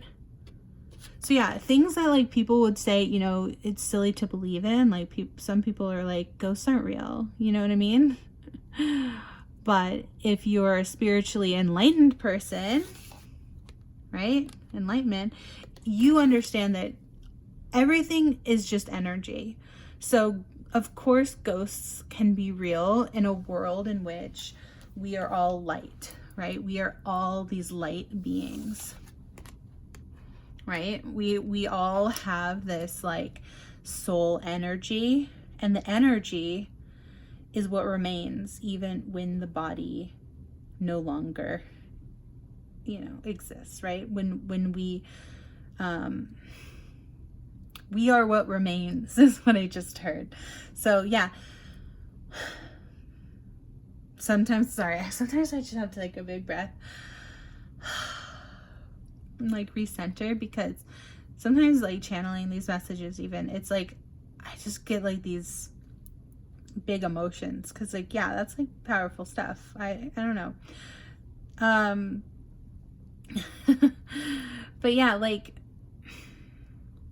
we are all energy, right? And I'm, like I said, even my ability to like channel these messages for you right now, pile 2, and I hope they're resonating for you, that is also energy. You know, that is a form of light work. This is stuff that is quote unquote woo woo, you know? And some people out there who just live in the 3D the whole time, right? Like you and I, we work in the 5D, but these other people, sometimes there are definitely maybe even more people out there who are just fully focused on the 3D. And so maybe they've made you feel like bad about yourself in the past, because they're like, you know, that's not real. Focus on reality. Like my grandpa used to say that, and it was so annoying, because it's like, you know, he'd be watching like Fox News, you know what I mean? It's like wars and stuff. It's like, war is not necessarily reality either. It's like, that's one person's perspective of reality, but there's so much more to this world than like, you know, pain and suffering, and like just being like entrenched in like the bad parts of life. You know what I'm trying to say, pile 2? I hope you understand what I'm trying to say. So yeah, basically what makes you unique, trying to take it back to the question, right, is what makes you unique is that you have a unique ability to see beyond the veil, is what I just heard. So yeah, you might be a light worker. You might be someone who is enlightened, someone who enjoys, you know, having this wisdom and perception to see beyond what isn't, what others can see. So you're a seer, you know, pile 2, you're a seer, which again is great, because I can resonate with that as well personally. You know, you're my people. Pile 2, definitely, yeah, definitely somebody, kindred spirit to me. So yeah, but let's see. So also, by the way, this green, this is heart chakra energy, and you got 2 heart chakra energies, see? So it says overall is heart chakra or love. And you also got, so you got perception here. So let's read this. It says emerald stone. The heart knows what the eyes cannot see. Oh my gosh, y'all. I can't make this up. This is why I shuffle on camera. So if you are like, oh, she definitely handpicked these, and you know, these weren't really the cards that came out together. They absolutely were. You can go back and watch my shuffle. This is why I always have shuffles, even though it makes the video like way too long and the YouTube algorithms, you know, don't like it or whatever. I have to keep the shuffles in, because this is crazy when this happens. Like, it's so crazy to me when these like synchronicities happen. It still gives me like chills, like goosebumps every time. But yeah, this is literally what I was saying. The heart knows what the eyes cannot see. Perception. The legend, a young princess wanders into the untended garden. As she claws through the decaying undergrowth, she finds a brilliant emerald stone. The stone speaks and tells the princess to open an old wooden door. She enters a dark corridor and the door slams shut. Afraid, she moves forward until her hand falls upon another door. It opens to reveal the same garden she left behind. Curious. Only now it is beautiful, filled with flowers, butterflies, and birds. It is magnificent and familiar. Ooh, okay. Inspiration. Often our journey begins us full circle, leaving us to wonder why things happened. Okay. Hopefully that's in focus. Sorry if it's not. But let's see. Emerald Stone teaches us to follow through on whatever is before us. Going back is not an option. Interesting. So this is personal inquiry. What in my life needs tending? How good will I allow myself to feel? And the key idea is this transformation in the heart, change in perception. Okay.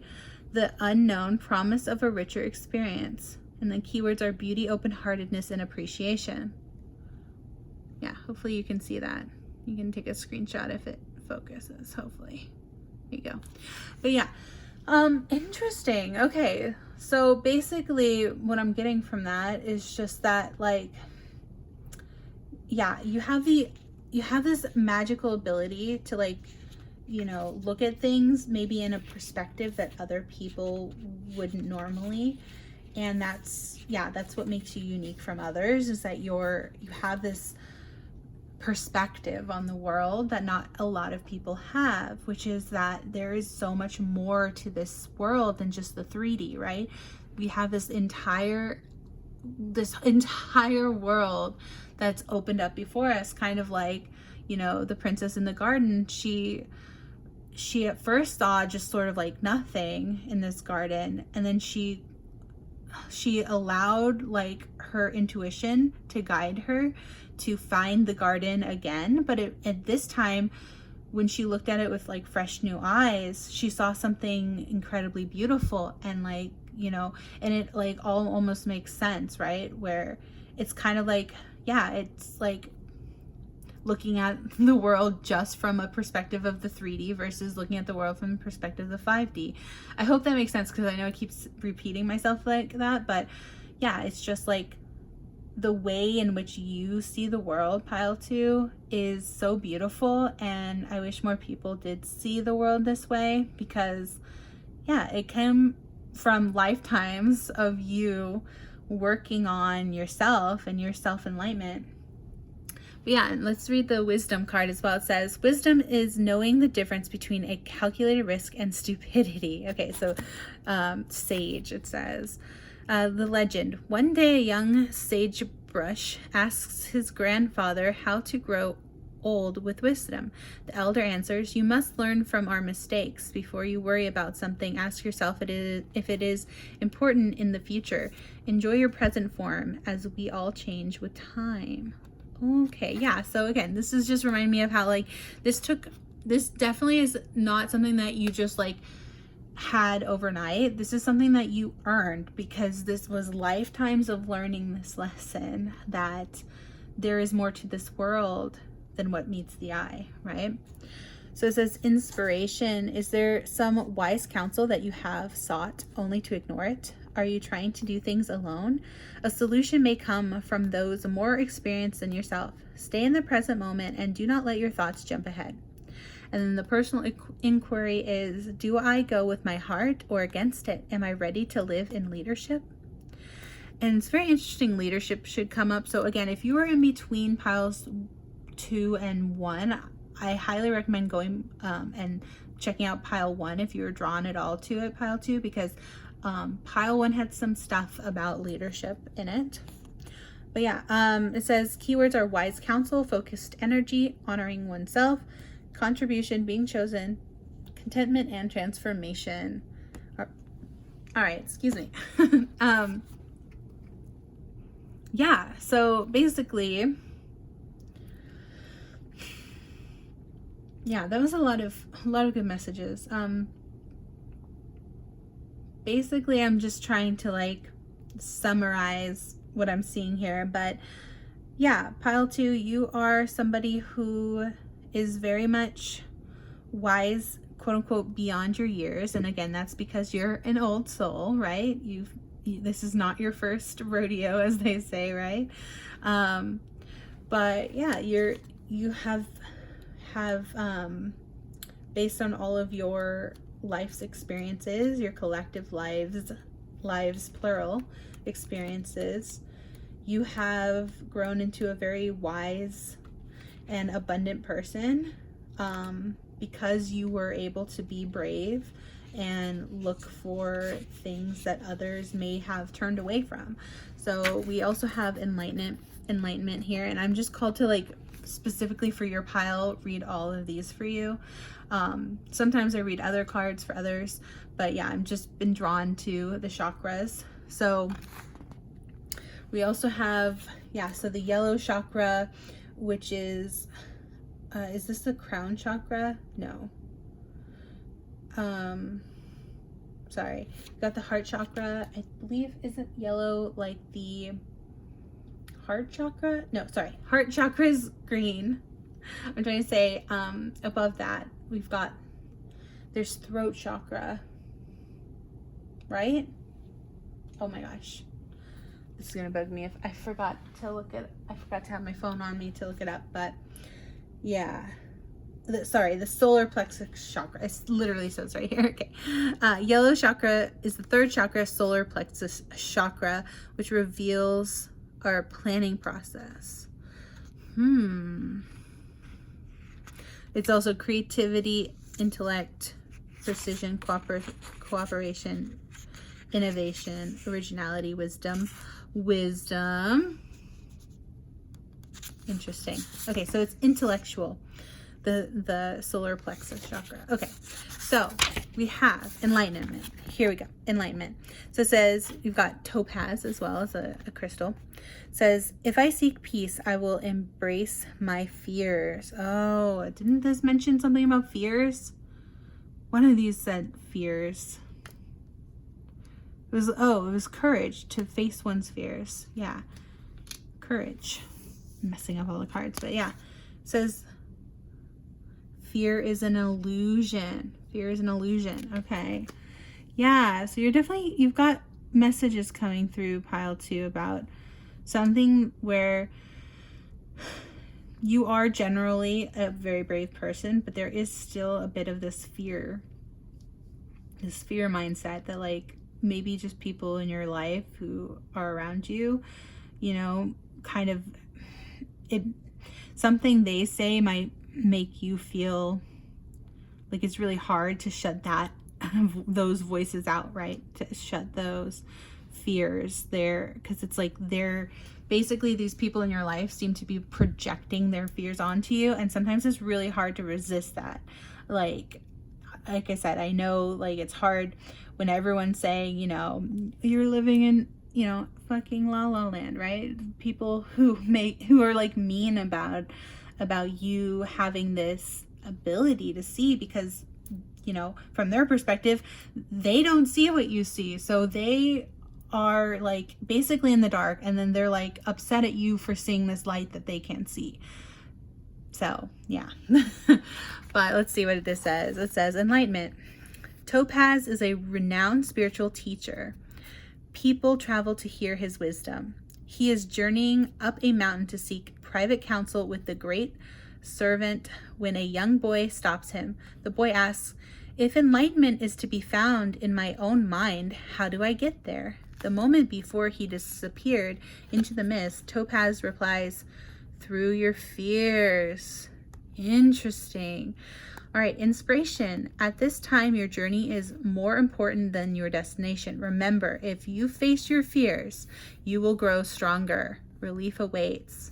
All right, so that's a very strong message that, yeah, this basically, your fears are what is the obstacle, right? Like, imagine if you're playing a video game, pile 2. I don't know if you like video games like I do, but just, you know, suspend your disbelief if you don't. But just imagine when you're playing a video game, right?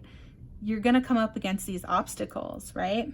And you have to face your fears. You have to be brave. You have to be courageous in order to push past those fears and in order to continue to move on, to, you know, win the game. So yeah, so it says the key to enlightenment is through your fears. Face your fears and you will grow strong. So personal inquiry is, my thoughts always drive my choices. How can I use my thoughts to heal myself? Keywords or key ideas are the path to enlightenment, the reluctant sage, taking time alone to connect, trusting your intuition, needing solitude, time to reflect, time for reflection. Keywords are support, courage, and confidence. Like, I cannot make this up. Like, y'all, like, it says courage in this book for this card, and then you got courage. You know what I mean? Like, the courage that is mentioning fears. You know what I mean? And it's saying intuition too. It's like, trust your intuition. Do y'all see this? Trust your intuition. Intuition you got. So like, this is why I keep all my shuffles. That's all I'm gonna say. Pile 2. That's what I'm gonna say about that. So yeah, hopefully you got some good messages from this. But again, to come back to answering the question. The question is, what makes you unique? What makes you unique is that you are an incredibly brave soul who has mastered this over many lifetimes. You're a master manifester. You are the magician energy. You are someone who is brave enough to seek enlightenment in the first place. You are very wise, and you are someone that others maybe struggle to understand, but that's just because they are not as far along in their personal spiritual journey as you, pile 2. So again, maybe, you know, reserve your judgment. And I know that's not exactly what this card means, but, you know, just, I think 6 of Pentacles, isn't that about being generous as well? You know, yeah, sharing is caring. Giving to others will trigger an abundant energy to come back to you. So be generous, magical unicorn, and you will see more prosperity flow into your life. Yeah, abundance. Abundance. Pile 2, you're an incredibly abundant person, so definitely give back to those, and, you know, give them, you know, a bit of grace and understanding when they don't understand you. And it's literally just because they're not as far along as you are in your spiritual journey, right? We're all on our own spiritual journeys, our own paths. So make sure to, you know, just extend a little bit of empathy, right, toward their side, where it's like, right, forgive me, Father, for I know not what I do, right? These people, if they've been cruel to you about saying, you know, how can you live in this la la land? Ghosts aren't real, right? You know, whatever, like, spirituality isn't real. Just give them grace, and just remember to, like, believe in your own truth, your own path, because these people, whoever's saying this to you, their judgment day will come someday. They will learn these lessons that you've already learned, right? But, you know, someone who's just learning, like, how to do addition and subtraction, right? They might not fully understand the complexities of trigonometry. You know what I mean? So, like, yeah, so just give them grace. They, you know, are just, in another way to put it is, you know, they're just little baby souls. They're just, I'm just a baby, right? So try to look at these other people in that way, right? If they are giving you grief about your belief systems and your spirituality, pile 2, just remember to give them give them some grace, and, you know, still do all things in love, right? And just know that you're on the right path. You are on the path to enlightenment, especially if you are going to be continuing to be brave and facing your fears, you will become even wiser than you already are. So yeah, but hopefully this is has been a good reading for you, pile 2. It's already been a full half an hour of reading, so I hope you've gotten some good stuff out of this reading. Now, the last thing I will show you is this advice from a unicorn. This is actually from a 2020 calendar, but let's see what the universe has to say to you. It says, seek out happiness like your life depends on it, because it does. And it has May 20th, 2020. So maybe the number 20 is significant to you. Maybe May 20th is significant to you or some of you watching, not all of you, but that might be a significant date for some of you, like a birthday, anniversary, something like that. Or yeah, but it doesn't have to resonate. But again, the message is to seek out happiness like your life depends on it, because it does. Yeah, because that's how you're going to seek enlightenment, right? Follow the joy, I just heard. So yeah, you know, yeah, follow your heart, right? With these double heart chakra energies, follow your heart, pile 2, as corny as that sounds.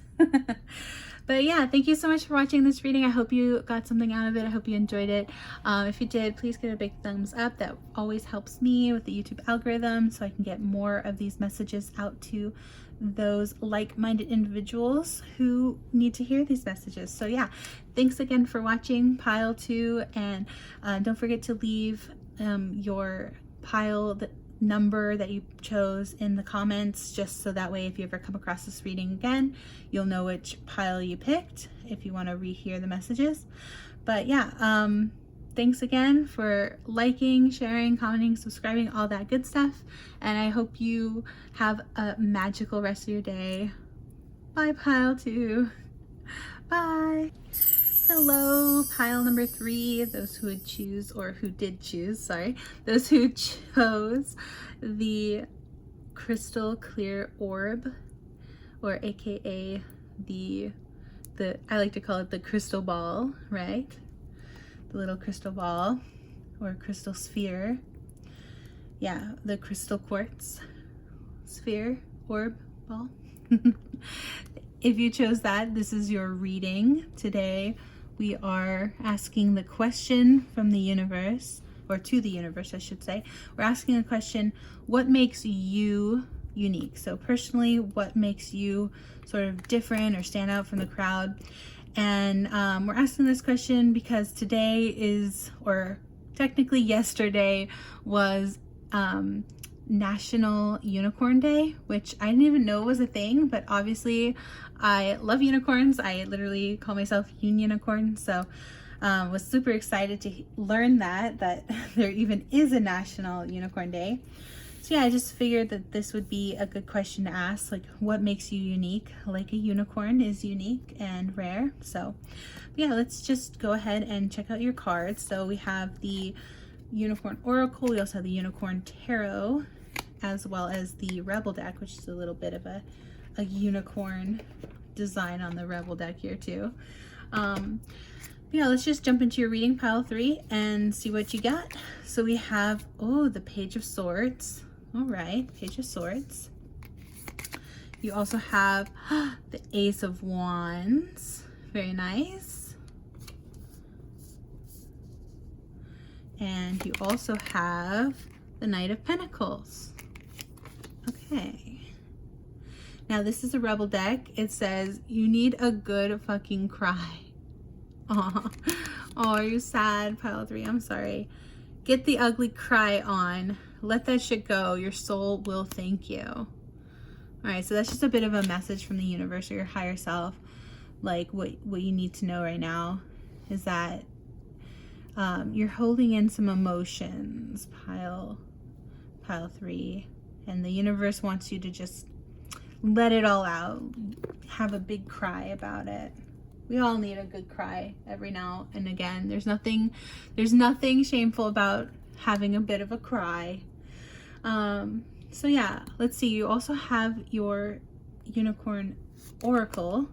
So it says balance, Take time to relax, indulge a little more or less, set boundaries with your work. Okay, so maybe you just need to, yeah, maybe you need to let something go, and maybe it's work related. Maybe you just, let's see. Oh, so I just said let something go, but here's flow. So yeah, let something go with the flow. Maybe find an easier path forward, surrender the outcome, release your expectations. Okay, interesting. And then we also have anger. Oh, okay, so maybe there's something that you're really upset about and that's why you want to cry about it, but you're also holding on to all this like anger, maybe even resentment. I just heard pile 3. There's something that you're like really upset about. So it says safely express your anger, use anger as a positive force, honor all of your emotions as sacred. Okay, yeah, so there's definitely something you're going through, pile 3. And like I said, it could have been work related, because it did mention one of these cards mentioned work. I think it was the Rebel, right? I don't know. No, it was the Balance card, right? It said take time to relax. Yeah, set boundaries with your work. That's what, so basically I'm getting the sense that right now, pile 3, you're quite misaligned. Your energies are like not quite in alignment, and that's again just because you are dealing with some emotions surrounding maybe a situation at work or in your personal life. Take how it resonates. These are general readings, these are general messages, but yeah, there's something that's going on that it sounds like you're struggling to figure out how to deal with, and the universe is just saying, well, you know, a good cry won't hurt. And it's okay to feel angry.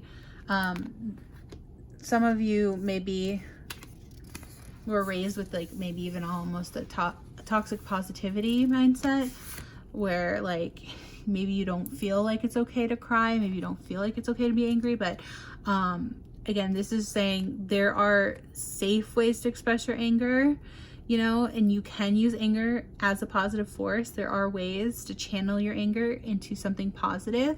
Obviously there are also negative, like the reason why anger gets such a bad rap, right, is that because some people use it to be maybe, you know, violent or aggressive in some way, and like that is not what I'm encouraging here. That's not what Spirit's encouraging, right? We don't want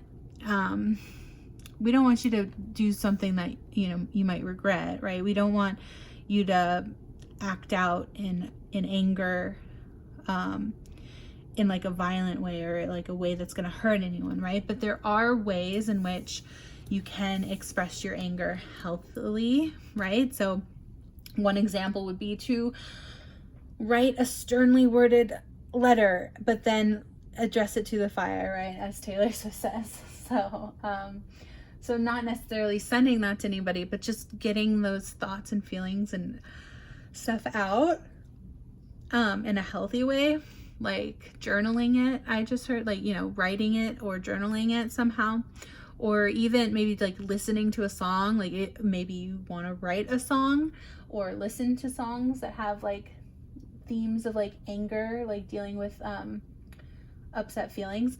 There's this phrase, like there's this saying that I keep trying to like think of, and it's not quite coming to me, but it's like there's this saying that goes like, anger is the part of us that knows that we deserved better.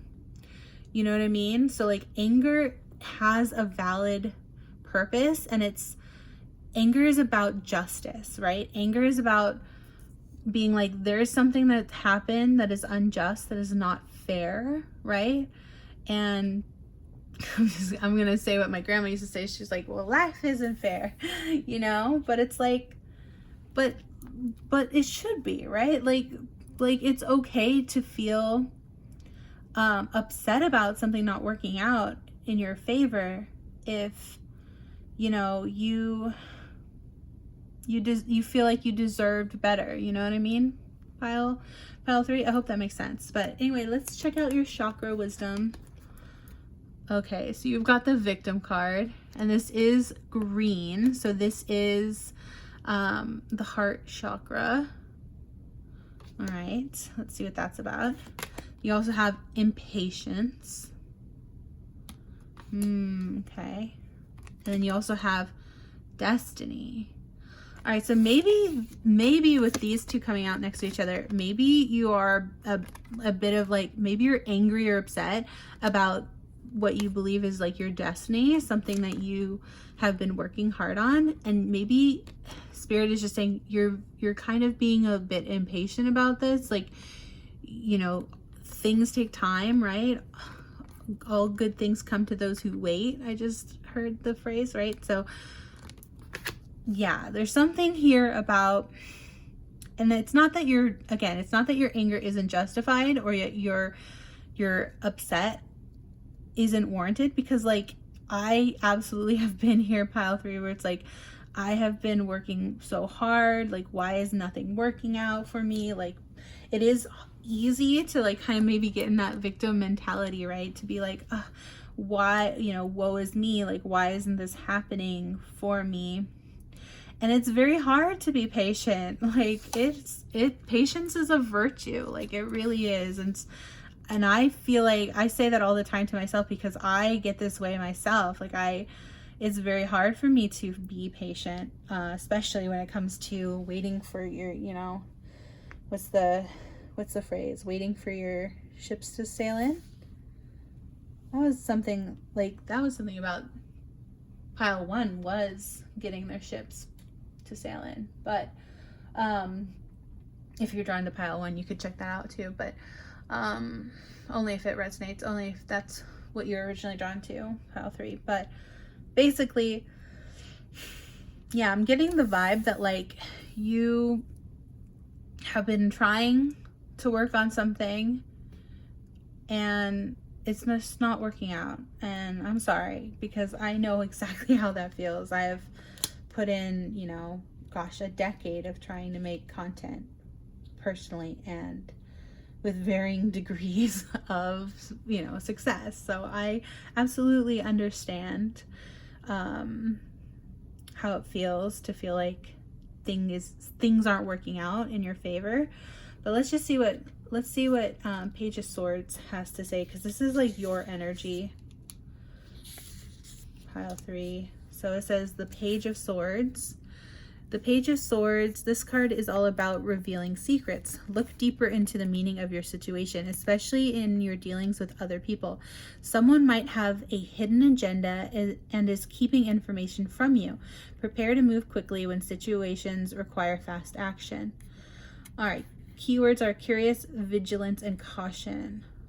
Okay, so yeah, maybe something's not working out for you, pile 3, because you don't have all the information, and like that's what this card is trying to warn you about, is like maybe there's something going on in the background that, like, you know, is affecting you and is affecting whatever this dream is, or whatever this upset is about. Again, that's going to be different for everyone because it is a general reading. So whatever you are feeling upset about, pile 3, whatever this is that's making you want to cry or that's making you really angry, the universe is just saying there might be something that's affecting the outcome of this situation that you're not fully aware of. So just be aware of that, pile 3.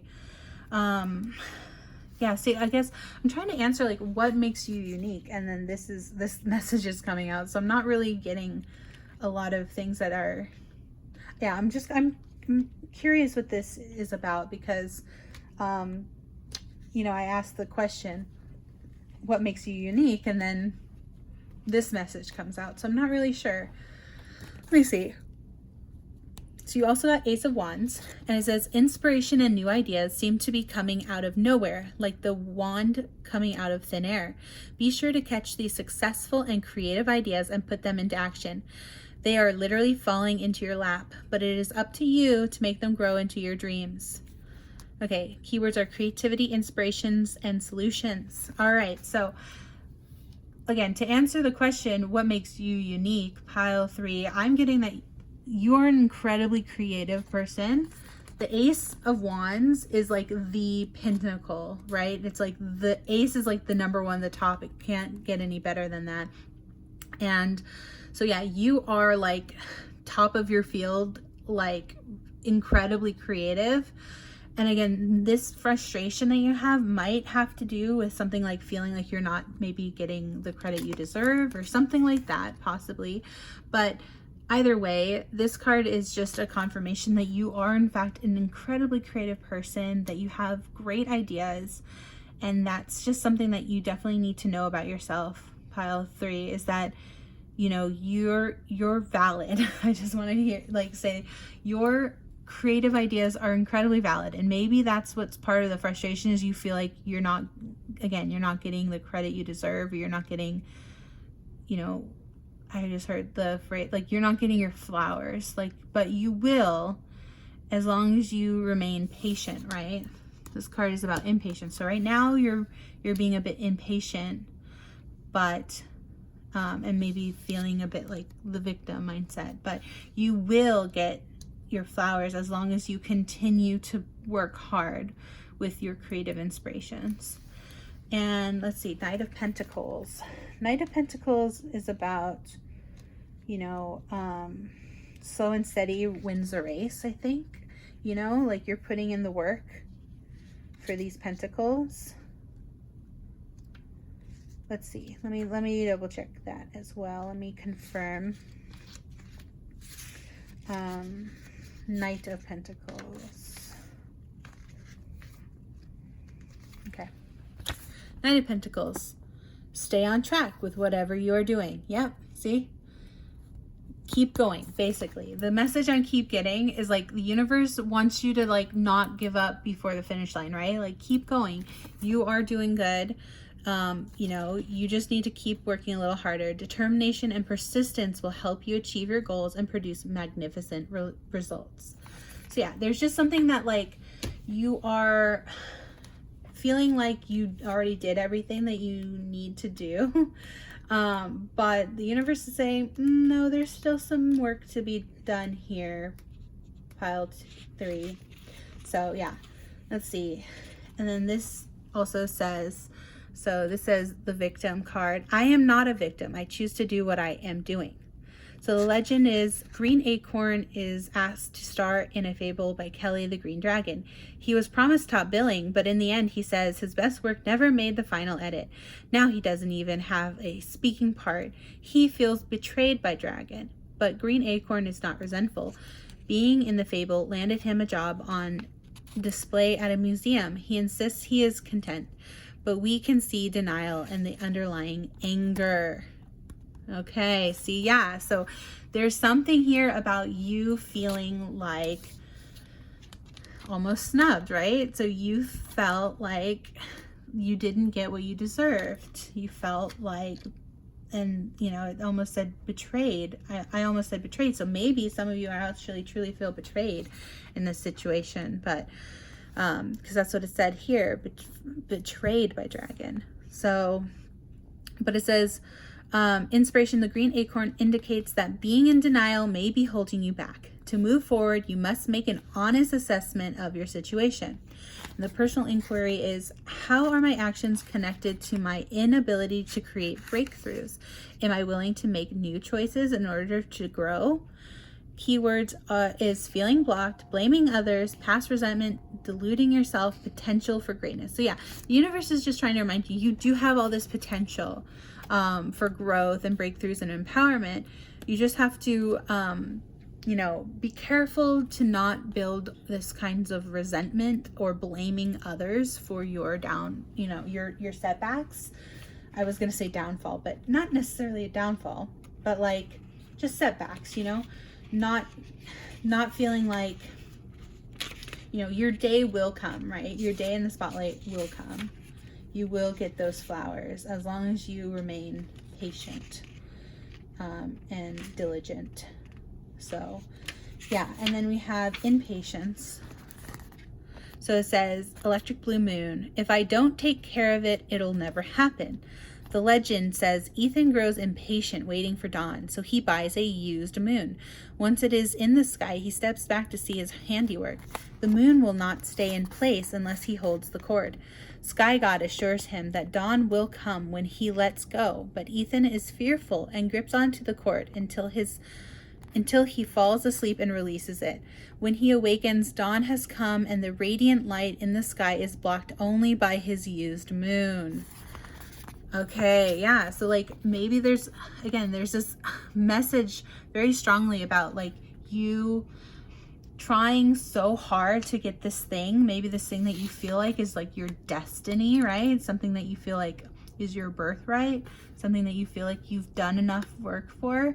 But the universe is saying you have to be patient, you have to continue to work hard, because otherwise you're going to, you're going to be the reason why you don't get your blessing, because it's like, I hate to say it, but it's like that one character from Willy Wonka where she's just like, I want it now, you know what I mean?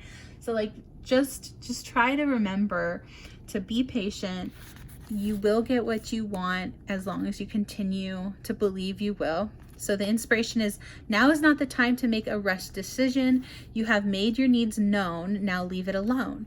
You may block something wonderful from coming to you if you are hasty. Exactly. So it says personal inquiry. Am I jumping the gun? If I am honest with myself, am I forcing something?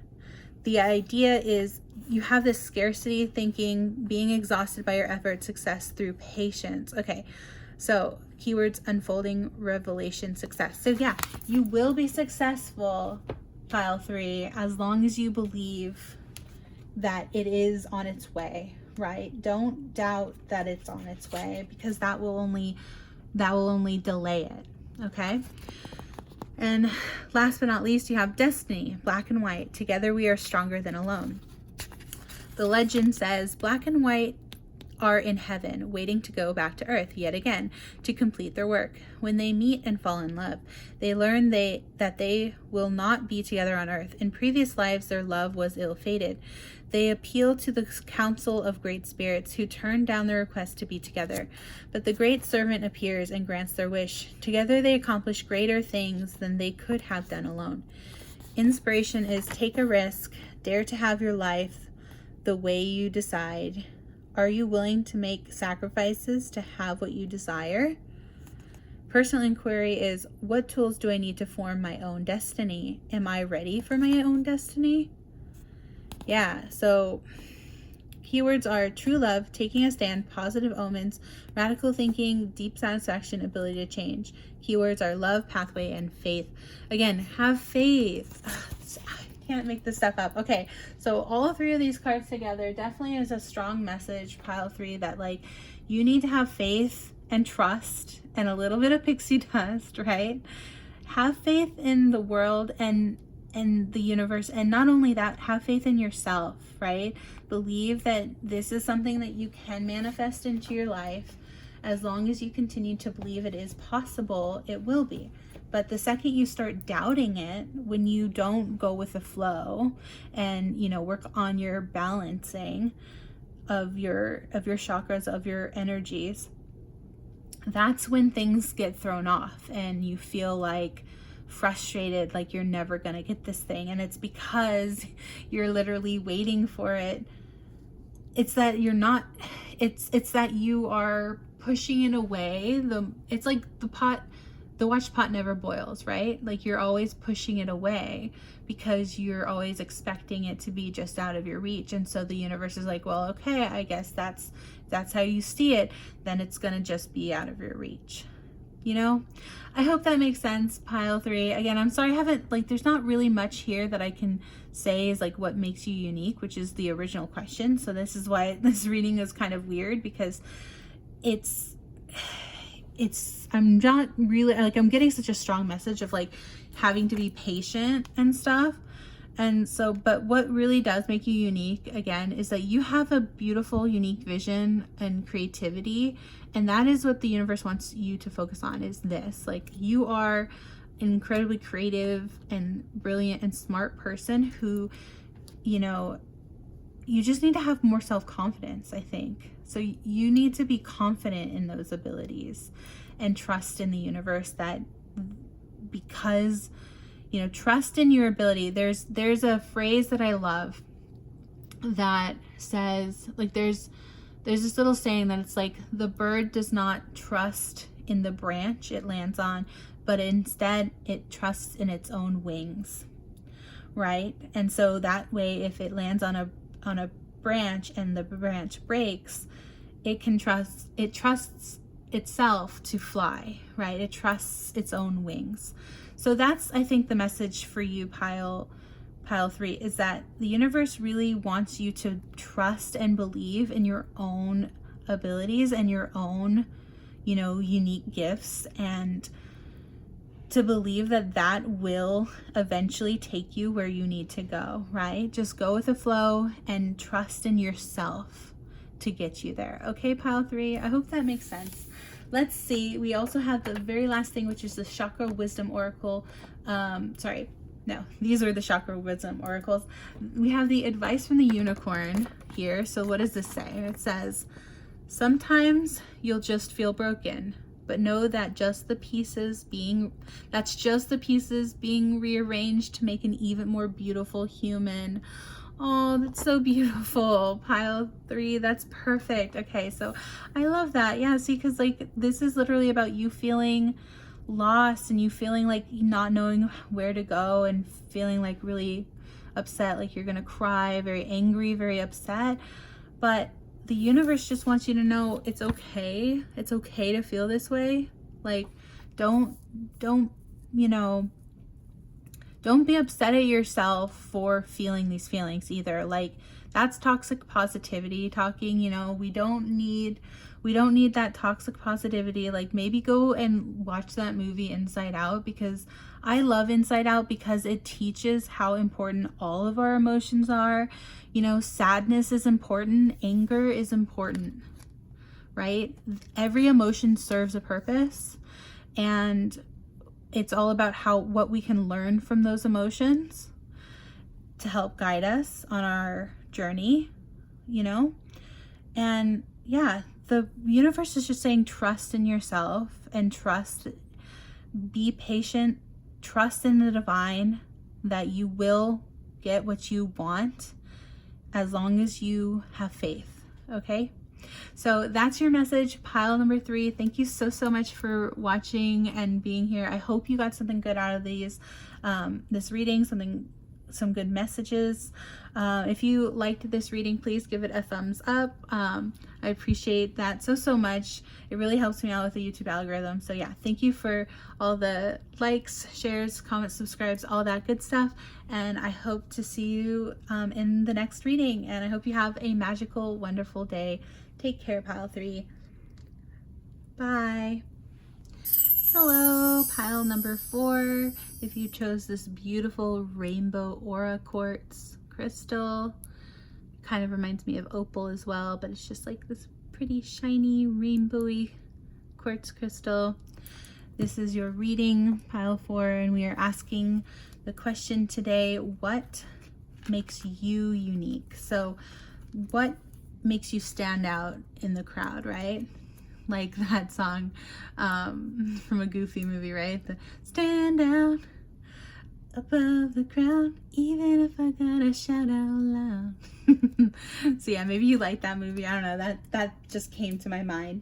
But yeah, we have the unicorn theming here today because yesterday was actually National Unicorn Day, which I didn't even know it was a thing, and which is crazy because obviously I call myself Unionicorn, so I should know that, right? But yeah, so I just figured, like, in a reading about unicorns, it feels appropriate to be like, what makes you unique or rare, like a unicorn, right? So we have the unicorn, crystal unicorn tarot here, as well as the unicorn oracles, as well as some chakra wisdom oracles. So let's just jump into your reading, pile 4, and see what you got. Oh my gosh, you got the star. Wow, that is an amazing energy to get for the first card out the deck, pile 4. That's awesome. Yeah, I mean, I don't know why I'm surprised. You literally picked the pretty rainbow. Yeah, you're the star. You are just like that rainbow. Everyone looks to you, everyone sees you as like this beautiful star-like energy, this like ethereal being, larger than life personality. So that's awesome. All right, and you also got the 5 of Pentacles though. Oh, interesting. Okay, so 5 of Pentacles. Very contrasted, actually, these two cards. All right, and then we have the Moon. Oh yeah, so the star and the Moon, major, 3 major arcana. What am I saying?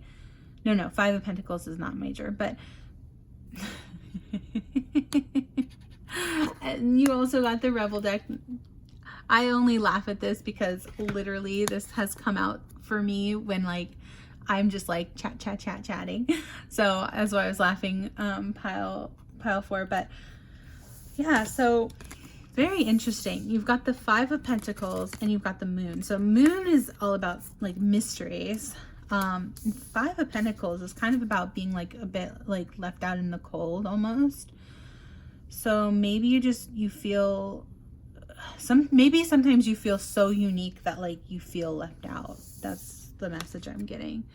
Like maybe you feel like almost like you've been a bit of a loner, or like yeah, like a bit of a hermit, but you didn't get hermit. But let me just keep looking at your cards first before I make any full like conclusions, pile 4. But let's just see. So this is, like I said, the Rebel deck. It says stop talking, and it says shut your mouth and listen. Okay, so maybe you're a chatterbox like me. Maybe it's hard for you to like, you know, listen. Maybe it's harder for you to listen. Maybe you are like someone who just like loves to speak your mind. You're always talking about, you know, your ideas and your hobbies and your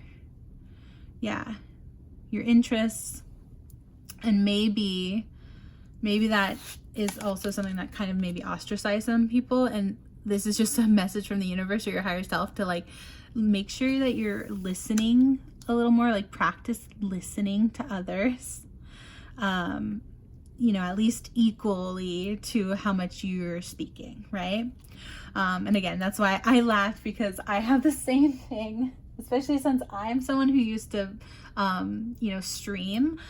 So that was also like, I've gotten into this terrible habit of like just chatting, because I had like gotten used to like having to fill all this empty space. So, like, again, maybe that's sort of the vibe I'm getting from you too, is that like maybe you've gotten used to, you know, because maybe you've felt alone in the past, or you felt like you've been in hermit energy, maybe not right now, but maybe you have been in the past, that maybe you felt left out and stuff. So maybe you're one of those people who like, kind of like me too, pile 4.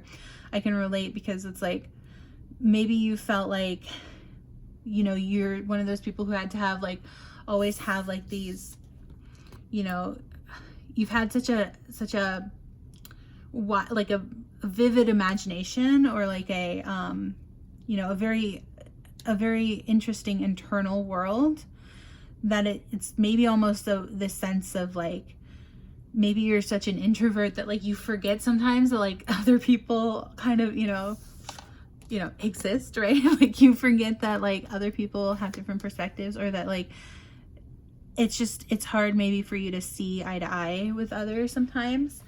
But it's because you just have such a unique way of looking at the world, right? You are the star energy, which is an Aquarius card. You're just you're so unique.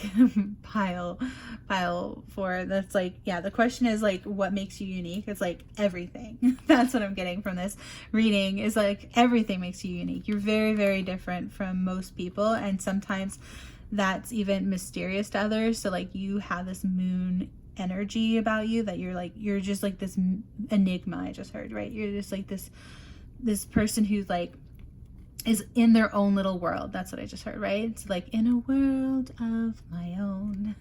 Like Alice.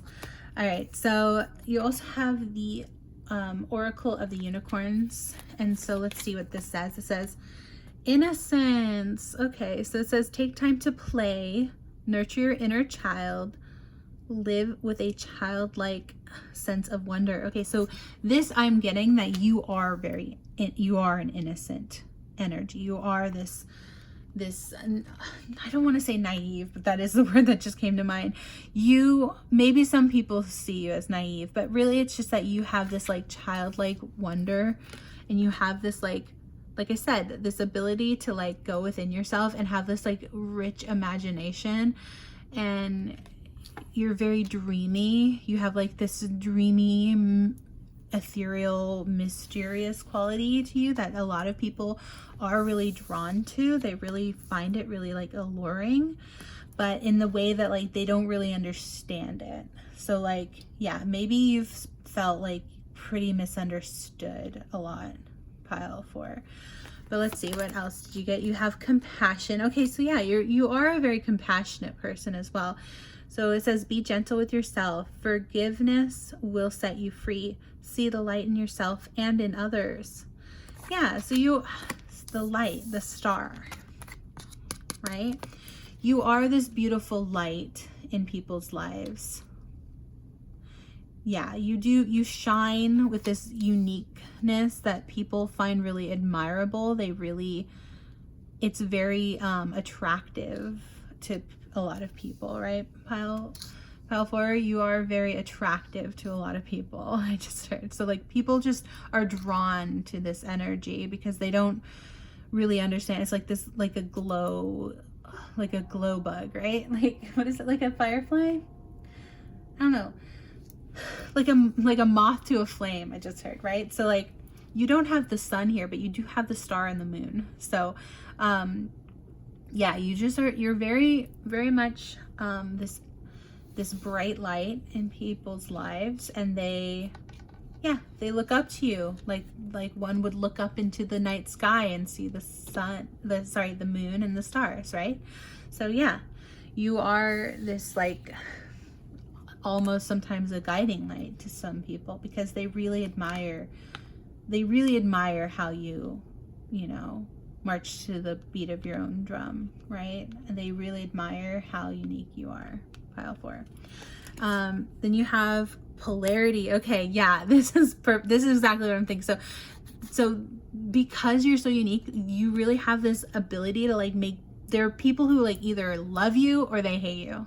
And I'm sorry to be the bearer of bad news on that, pile 4, but sometimes people just don't understand you, and that's why it's like they either love you or they hate you. Okay, there's like really hardly any in between when it comes to what people think of you. So it says you have polarity. It's integrating your shadow side. There can be no light without the dark.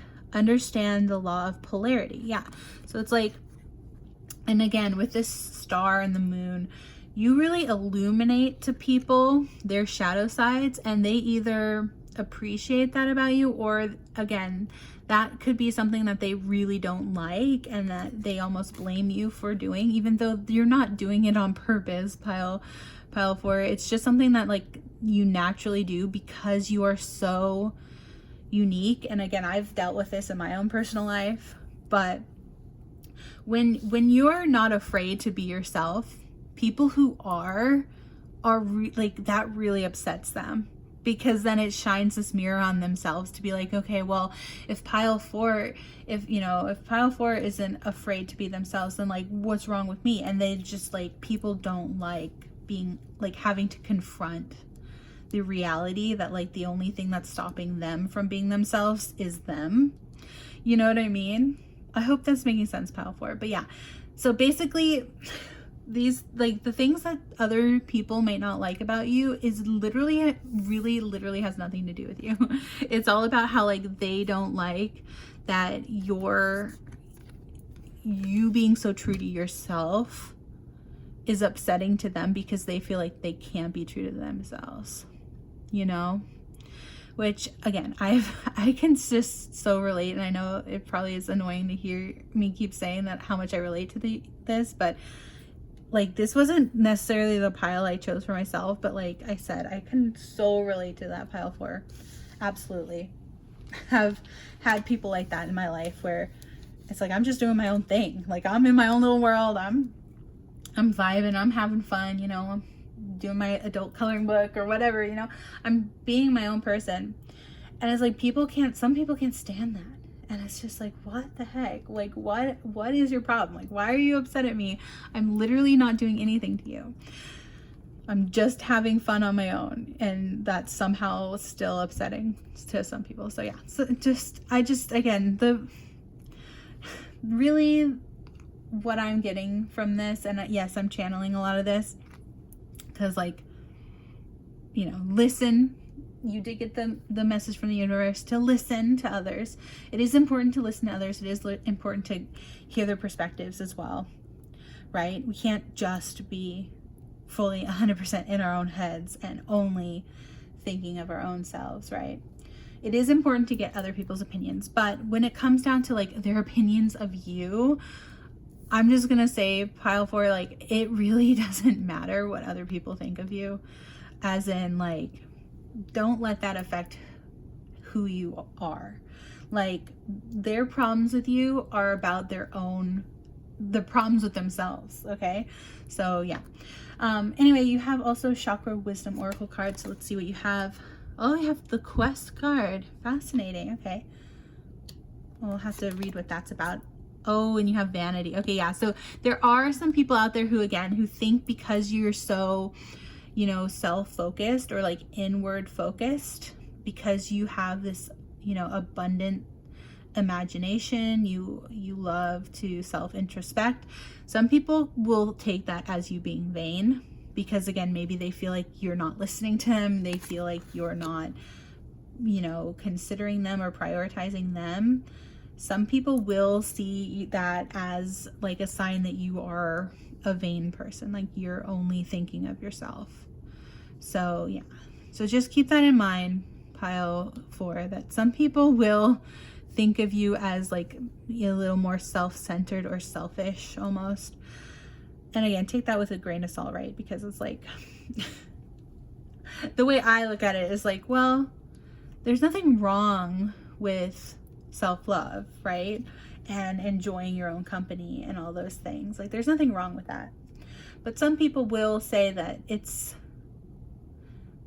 yeah, some people will have a problem with you coming off as a vain person if you are spending all of your time just with yourself and not spending any time with your, you know, other people, friends, you know, family, loved ones, those sorts of things. All right, and then last one is impartiality. Okay, so very interesting. Yeah, and see how all these figures are sort of standing a bit alone, standing on their own. Yeah, you're very good at standing on your own, pile 4. You're very, I think you've had a lot of practice, right? Being on your own, and you have gotten to the point where it seems like you're okay with being this outsider, or this like, yeah, being like the loner, the one who's like, was it from Riverdale? Oh gosh, what was his name? I'm forgetting the character's name is Jughead, right? Where he goes like, have you ever seen me without this stupid hat? It's weird. I'm weird. You know, he's like, I'm butchering the quote, but he's, yeah, that character played by Cole Sprouse. He's like, he almost has like this identity of like feeling like really proud of the fact that he's different and unique, you know, like it's almost like part of his identity to be like the outsider, or the weirdo, right? The weirdo, the unique one, the loner, the one that nobody understands. Yeah. So that's sort of maybe where this vanity is coming, this card is coming from, is like, be careful not to like ostracize yourself so much, pile 4, that like you start to think that you are but you can't relate to anyone else, right? Because we all kind of have these phases of like, you know, quote unquote, not like other girls, right? We all have these phases of like self-introspection, and but that just like don't lose sight of the fact that you can relate to other people, and there are people out there who understand your uniqueness but also appreciate, you know, they appreciate who you are and what you bring to the table, but don't forget to like also appreciate them for their unique qualities. And you know what I'm saying? I hope that makes sense. All right, but yeah, so you got a lot of blue here. So the chakra you're working on is the throat chakra, I believe. Yeah, the 5th chakra, the throat chakra, is all about communication. Yeah, see, listening is also a part of communication. Not just talking, but listening is communication. And finding ways to express yourself while also leaving room for, you know, others to express themselves, right? So we have the quest card. Quest card. It says, quest. The Navy Trail. When I am somewhere else, my life will have meaning. The legend. Mrs. Patriot, the oldest woman in the town of Blue, decides she is ready to set out across the deadly swamp and walk the Navy Trail that no one has dared tread before. The wise youngster points out that the swamp has vanished and the path she seeks is already before her. Miss Patriot sees that her life is not elsewhere, but it is in the here and now. As Miss Patriot travels home, the Navy Trail stretches out before her. Inspiration. You may be on a quest that is unnecessary. Allow yourself the space for self-discovery. Personal inquiry is it time to take a risk? Where in my life do I need to walk my talk? Interesting stuff about speaking. Yeah, the throat chakra is all about finding your voice and communication. So key ideas is being open to wisdom, imagine dangers, commitment to your path. Keywords are courage, journey, and answers. Interesting. Okay, and then we also have, so let's see the vanity card, because that's also about the throat chakra. And I honestly, did I see it? There it is. Okay. Aqua people. I need more, better, bigger. Yes, that will make me okay. So the legend is Crystal, Peter, and Mike are at a party in Mike's posh home, toasting success in their business. A mysterious old man appears and asks them whether they prefer gluttony or generosity. Puzzled, none of them answer. He reminds them that more does not mean better, and they laugh. Suddenly they are alone, far from the party, in rising water. We're getting more, cries Peter. Rain falls and water rises faster. Play, shouts Crystal. We must do well with what we have. As they begin to have fun in the water, the rain stops. Interesting. So inspiration is, we all say we will stop when we have enough, but there's never enough. You may be looking outside of yourself for validation. Personal inquiry is, am I feeling disconnected from any people in my life? Am I growing away from limiting relationships? The key ideas are environmental tension, living in illusion, self-doubt, power to change, lesser companions, and empty conversations. Keywords are faith, awareness, and transformation. Interesting. Okay. Yeah, so basically,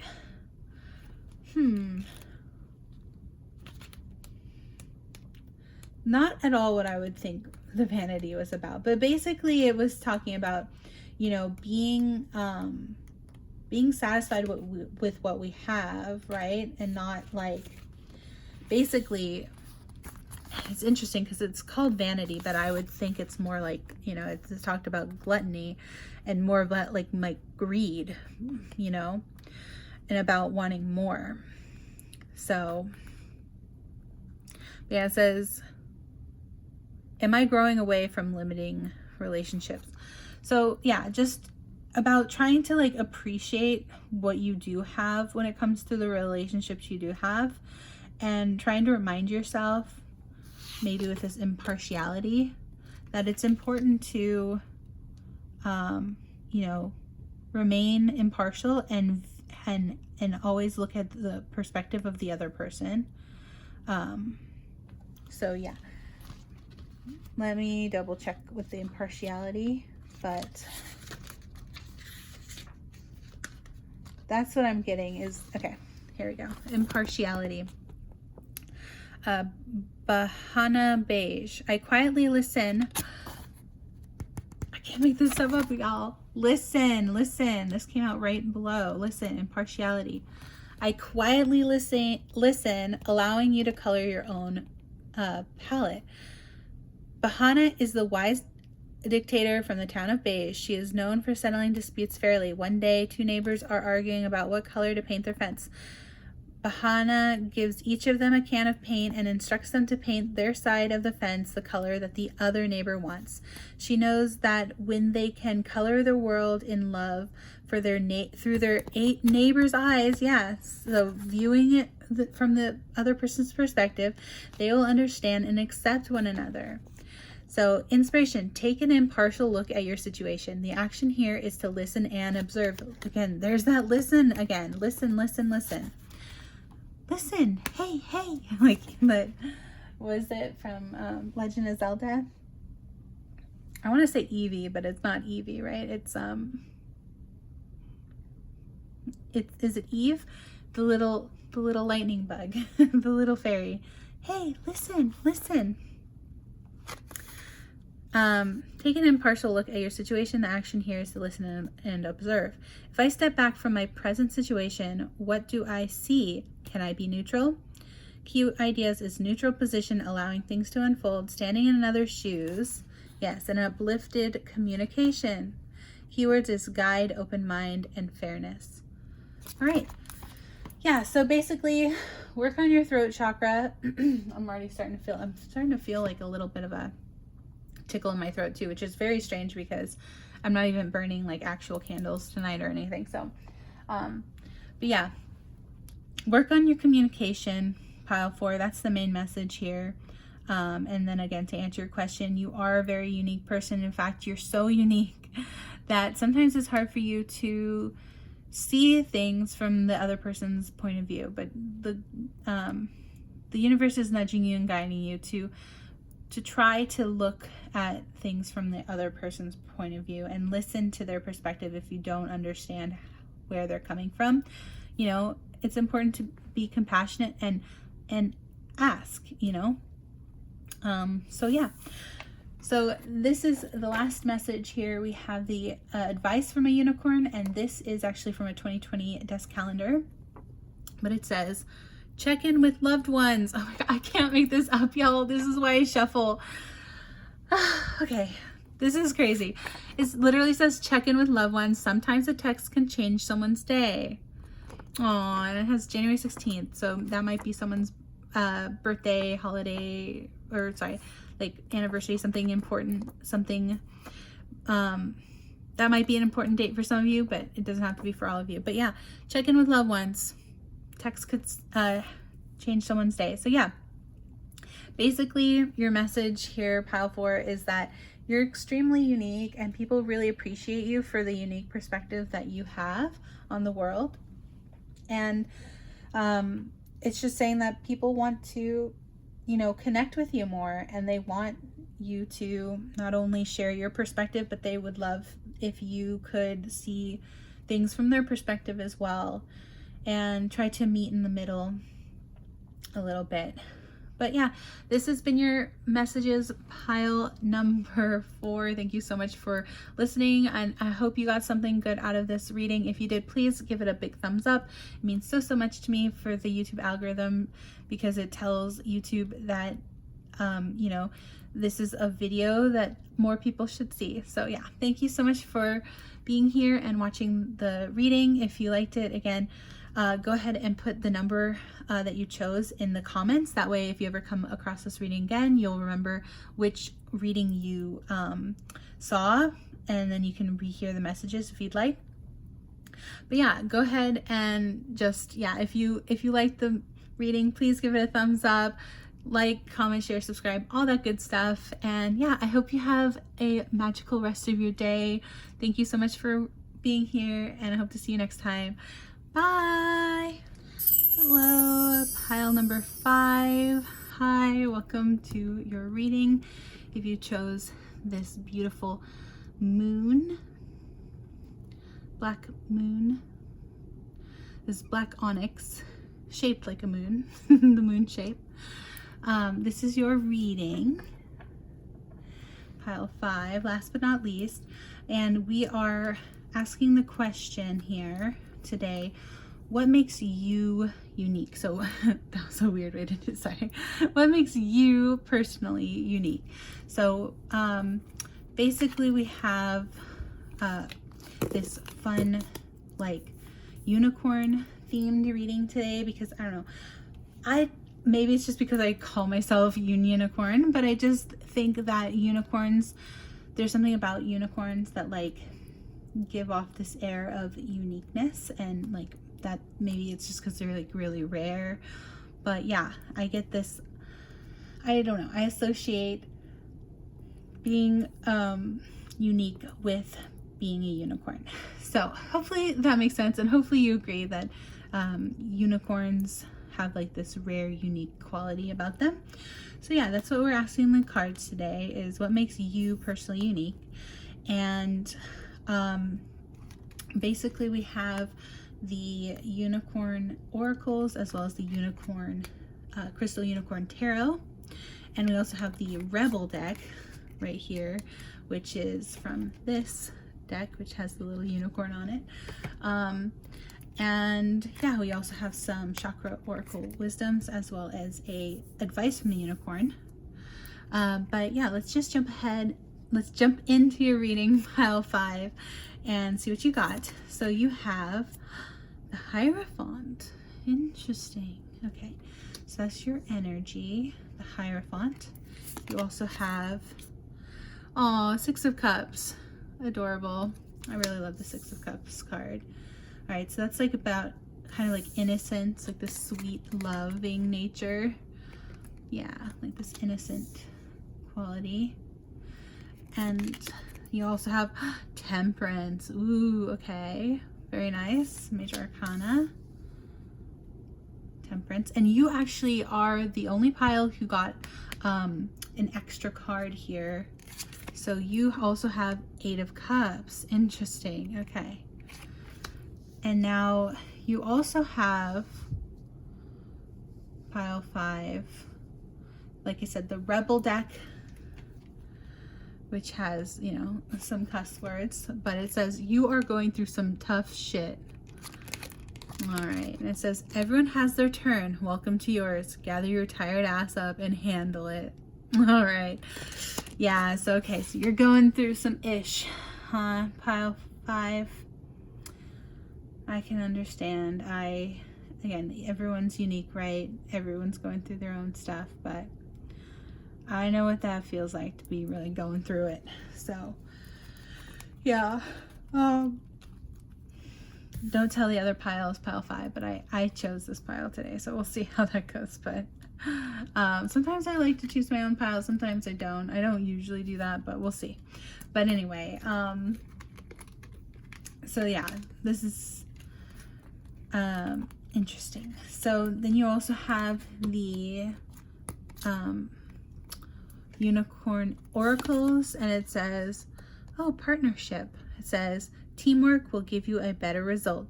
Find trustworthy people to partner with. Build up a talented support team. Ooh, okay. So that's just some good advice. Find like-minded individuals. And then you also have leadership. Ooh, step into your leadership. Share your message. Inspire and empower others. Very interesting. Okay, so actually pile 5, if you're drawn at all to pile 1, there were things in pile 1 about leadership qualities and abilities. So, but this sounds like it says more like you're stepping into that, whereas pile 1 was like already there. Very interesting now. Okay, and then last but not least, you have imagination. All right, so it says, envision a new reality. Give yourself permission to dream. Believe in unlimited possibilities. Very interesting. Okay. Yeah, I am sorry, pile pile 5, give me a second. I'm gotta go get some water because I'm losing my voice. Hold on. All right, hey, hi pile 5. Sorry about that.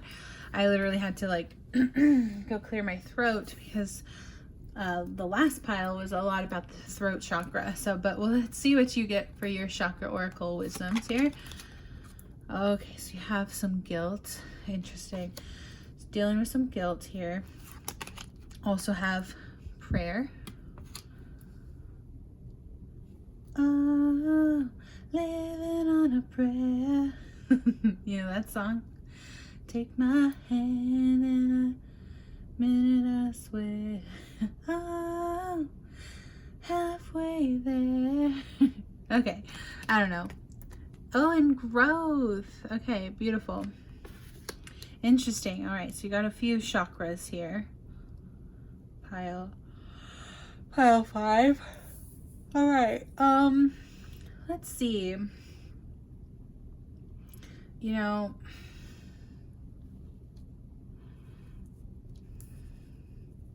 I'm gonna do something irreverent. Don't tell the other piles, pile 5, but I am gonna pull you one more card as well, mostly just because I want to. I'm just gonna pull it right from on top. So you have this, and I'm pulling it now early, but this is advice from the Unicorn 2020 desktop calendar. I'm just gonna pull it right from on top because I'm called to do it. So that's the message. If you don't resonate with it because you're like, oh, you didn't draw it with the other cards, that's fine. But I don't know. I'm just being guided to do that. So that's what I'm gonna do. But yeah, so now you have 2 of these, okay? But basically, let me just look at this for a bit because this is interesting.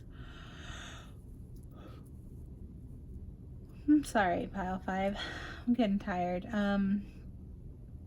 I always do feel like a bit tired. Maybe you're feeling tired watching this too, but I always get like really tired on my last pile.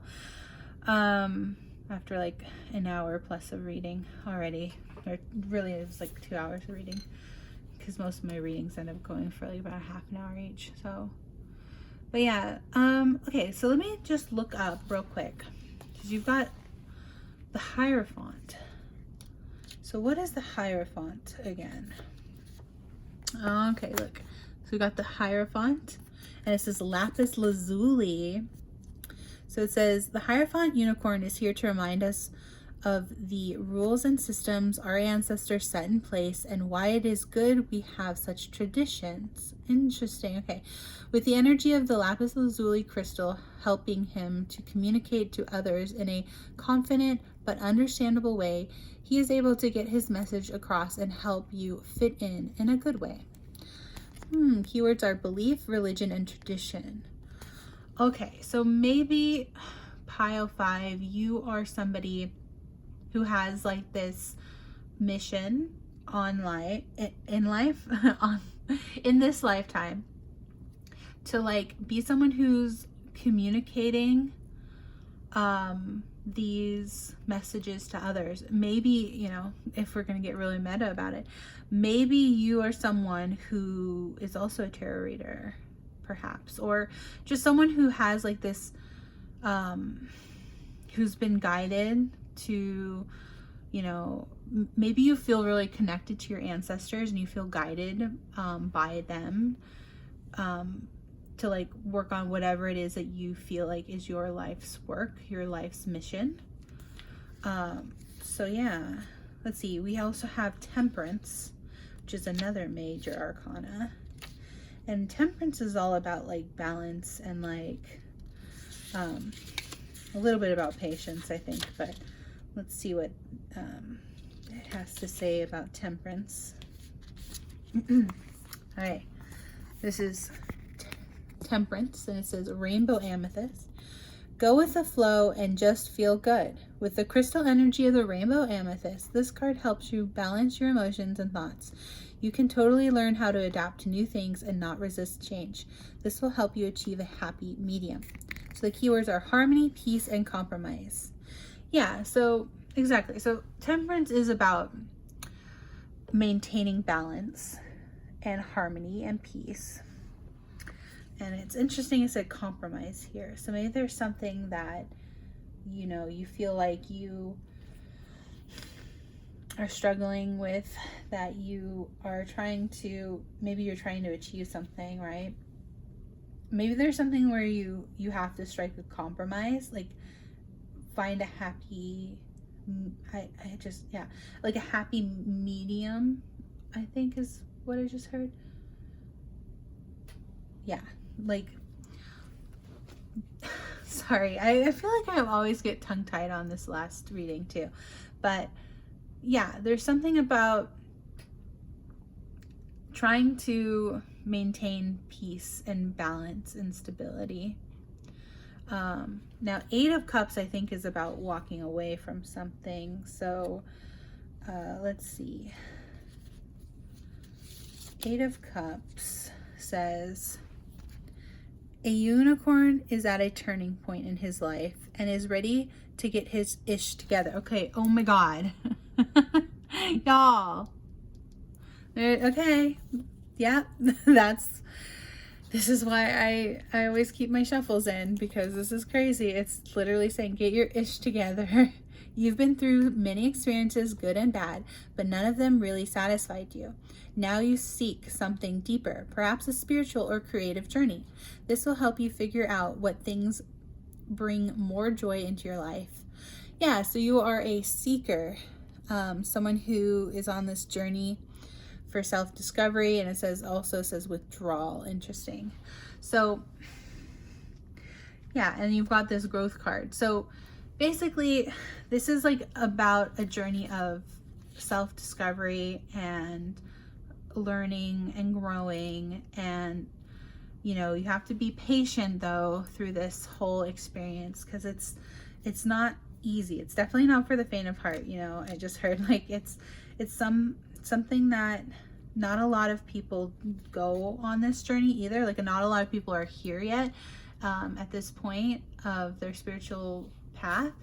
And so yeah, you're trying, basically you're the one leading this way, right? You have this leadership quality that you're trying to, and again, if you were drawn to pile 1 at all, definitely go and listen to pile 1, because you might have some messages in that reading. But yeah, this is all about you trying to, you know, learn how to strike out on your own, but also, again, not completely on your own, right? Because you want to also partner with others who are on a similar path as you, finding people who can relate to whatever it is that you're working on. For an example from my own life, maybe you want to build a project. So for example, I'm someone who has a lot of different, who has had so many, like, it feels like lifetimes, right, in my own life. So I've wanted to do so many different things in my life, right? But recently I've been wanting to learn how to like develop video games. And so because really what it is that I feel like it's sort of like the combination of all these other things that I've pursued in the past, where it's like, you know, I love playing video games, and I've loved, you know, like reading stories, and I've loved creating stories, using video games as like a way to create stories. And you know, like I went to school for art and design, and so like that, it's something that's like similar, like somewhat related, but it seems like it's kind of this other thing, right, to some people. But it's like, to me, it's all related, because it's like I've had like my, like, basically I've had this life where I've had like, see all these different cups, you know. It's similar to like the 7 of Cups, where it's like you have all these choices laid out in front of you and it's hard to choose. But basically it's like, it's sort of like that phrase of like, well, why not both, or why not all of it? So that's, I don't know if this is making any sense. And I'm sorry, Pile 5, if it's not making any sense, because it is late and I'm just trying to like channel this last message, but I'm honestly feeling a bit blocked on this reading. But basically what my point is that, like, to an outside observer, it might seem like everything you've done in your life might be like a bit random. Like, for example, maybe you were a waitress for a few years, and then you got, into, working at a hotel and hospitality, and then you I don't know, fix cars or whatever it is. Like, maybe you've had like all these different like lifetimes worth of experiences. Maybe you've had like a bunch of different careers, and like maybe some people don't understand like why, like what the connecting factor is to all of these different things. But the truth is that it makes sense in your life. And if they had, lived your life and seen it the way you experienced it, then they would get it. But it's something that's like really hard to like explain if you're not the one experiencing that. So yeah, that's just what I'm getting, is like you're on this journey that can be a bit isolating. But yeah, don't lose hope. You are on the right path, is what I'm getting. So we have also 6 of Cups, and I just want to look up that real quick as well. I've been looking up a lot of things tonight in this reading, so I do apologize if it's like getting annoying that I'm just like looking up every card. But I don't know, I always find it interesting what the actual decks have to say. So for example, the 6 of Cups in this particular tarot deck says, the innocent, magical feeling of childhood might be happily resurfacing for you right now, or maybe someone from the past has come back into your life. You may feel safe, warm, and soothed at this, and this will continue for a while as you reconnect with awesome adventures, people, and activities. Yeah, so like reconnecting with the things that like were really important to you, even especially things that you like really resonated with as a child in your childhood. That could be really important for you right now. And it says keywords are innocent, naive, or nostalgia. All right, so yeah, basically the 6 of Cups is about, like I said in the beginning, that sort of innocent love, that, that connection with others too. It's the 6 of Cups in the original tarot is like this little, I forget, there's one child giving these flowers to this other little child. I forget if they're a boy or a girl, but it doesn't really matter, especially since they're kids. The gender doesn't matter, but it's just like, it's this sweet, innocent, like act of love to be like, being like, oh, I picked this flower. I like this flower. Here's a flower because I like you. And so here's the thing I like, and I give it to you. You know what I mean? It's just really cute. So, yeah. So you also have that innocence about you that other people find charming and endearing. Because again, remember the question we're asking today, or answering, excuse me, well, both. The question we asked today was like, what makes you unique? And so to answer that question, I think that people think that what makes you really unique is that you have this innocence about you, this innocent quality, and it's quite charming.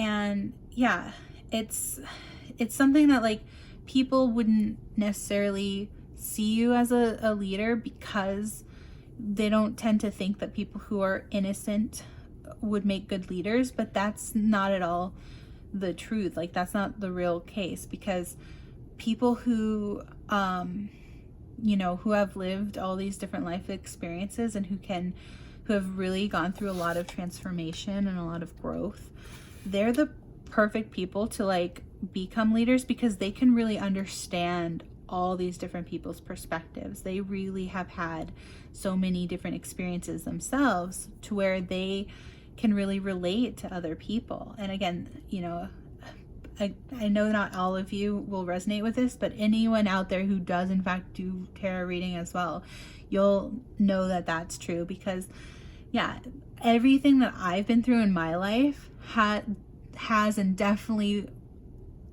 does and will continue to help me read tarot, because I don't know, I just can relate to things that I've been through, and I can relate to, I think, a lot of experiences. And so a lot of things that will come up for tarot, like, it's very rare that I'll like be reading about something that I haven't experienced myself, if that makes sense. Like, it's very rare for me to like do a reading and picking up on energies that something that I can't relate to, if that makes sense. So, but yeah, so let's look at also the chakras, pile 5, and let's see. So you do have prayer, which, let's see, that's yellow. So that is the third chakra, the solar plexus chakra, which is, let's see, this isn't the first time this card has come out in a reading. I've definitely gotten this prayer card quite a bit, actually. And well, you know what's interesting? Lemons are a bit of a synchronicity for me right now, but that's just a me thing. But yeah, I don't know. I've been drawn to, like, especially lemonade, like lemon water. Like, I don't know. There's something, I'm sure there's a meaning there that I can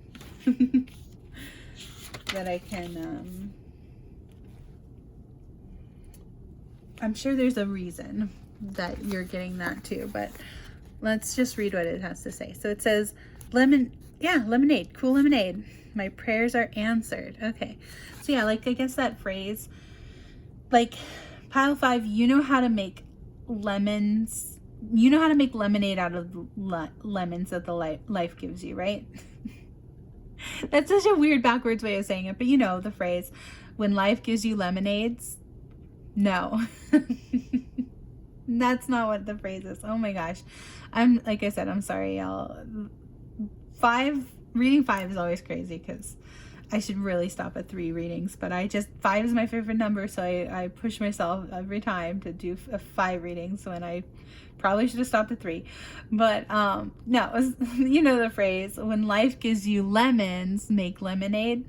So basically, you're really good at making lemonade from the lemons that life gives you. I hope that makes sense, pile 5. But yeah, it says, my prayers are answered. The legend, an old man sits on his porch with his grandson, sipping lemonade and reminiscing. He'd wanted to be a traveling preacher. He'd been all set to leave home, but his father reminded him to pray for guidance. That very night his father died, and the man realized that Spirit was telling him to stay. Now his grandson appreciates the lemonade, and the old man smiles. He never regretted staying on the farm. Cool lemonade is a reminder that there is always a plan. If you were sidetracked from your path, then you will be guided back to your true calling. Okay, yeah, so that's what this lemonade thing is about. Okay, cool. We're discovering this together, pile 5. Yeah, so it says, if my most powerful thoughts are a form of prayer, how can I live in active prayer? Key ideas are, all prayers are answered, following where life leads, being of service, and fulfillment. Keywords are clarity, destiny, and authenticity. Yeah, so being of service is also important because that's definitely what I'm getting with this leadership. Yeah, this leadership card, pile 5, is that you are being called to be in this leadership role, and you may feel like you're not like this leader. Like, you may believe what others have said about, you know, you're too innocent, or you don't understand, you know, you couldn't be this leader. But like I said, it's actually incredibly important for you to realize that you do have what it takes to be a leader, pile 5. So yeah, just trust in the divine, trust that your prayers are being answered, trust in, you know, divine timing and divine guidance. And let go of this guilt, whatever you're holding on to, because you are holding on to some guilt, it seems. And there is, let's see, it's from, we've got orange. It's the chakra is this. Orange card represents the emotions, right? The root chakra, right? So guilt is coming from the root chakra, and it says, guilt, Saint Apricot, I am sorry, but I have to take care of myself. Okay. The legend says Apricot truly is a saint. She sets aside her own needs and happiness to help others, even allowing freeloading friends to get involved in her business. One day, her latest business partner, quote unquote, announces that she wants to dissolve, quote unquote, their company and split the profits. Apricot stands up to her. The company is hers, and she did all the work, while the so-called, quote unquote, partner did nothing. Now she will only give from her excess, not from her reserve. Yeah, so yeah, this is an incredible, important message to also like not let, you know, people walk all over you, pile 5. Definitely don't be a people pleaser. You have to let go of that, you know, that mentality that like you're somehow a bad person if you don't let people take advantage of you. And that just can't be further from the truth. You don't deserve to be treated like that. Like in this story, you don't deserve to be, you know, made to feel like taken advantage of, right? So it says, do not do for others what they need to do for themselves, right? Yeah, so don't stand in the way of their own karma, right? Their own life lessons. So speak the truth from your heart. Honesty is freedom. Any guilt is fear of being disliked, right? So let go of the fear of being disliked. That's your main message here, pile 5, is it's okay to not always be liked. In fact, it's a good thing. Like, we shouldn't be liked by everybody. Like, there's, you know, I hate to use this word because I don't want to get flagged by, well, so I won't, but I won't use this word because I don't want to get flagged by YouTube. But, you know, there are people out there who there are people who we shouldn't be liked by because they're bad people. Let's just leave it at that. They're bad people, and so we shouldn't be liked by bad people. We should be liked by like-minded good people, right? So anyway, and it says, personal inquiry, am I giving away too much time and energy and resenting it? Is my anger really guilt? Key ideas are self-care, burdened by obligation, enabling others, finding personal power. And keywords are awareness, awakening, and releasing. Okay, so yeah, definitely make sure to also always prioritize yourself. Give yourself the self-love and self-care that you deserve, pile 5. If you are struggling with self-care or self-care, I do have a reading specifically on self-care, so you might find that useful. But yeah, the last one is growth here, and it's the heart chakra. So green is heart chakra, and it says here, growth, grass. Your message is best expressed when you are uniquely you. Oh my gosh. There we go, full circle. This is literally what we're asking about today, is about what makes you uniquely you. So it says, your messages are best expressed when you are uniquely yourself. The legend goes, grass is excited. He is ready to tell his best friend, weed, that he is gay. But weed reacts negatively, and it is the first of many judgmental encounters for grass. For years, he is turned down from jobs, and even when he applies for an apartment, Grass fights for the right to live where he wants and wins, but soon after he moves into his new apartment, someone breaks in and attacks him. Oh my gosh. Poor Grass can't catch a break, huh, guys?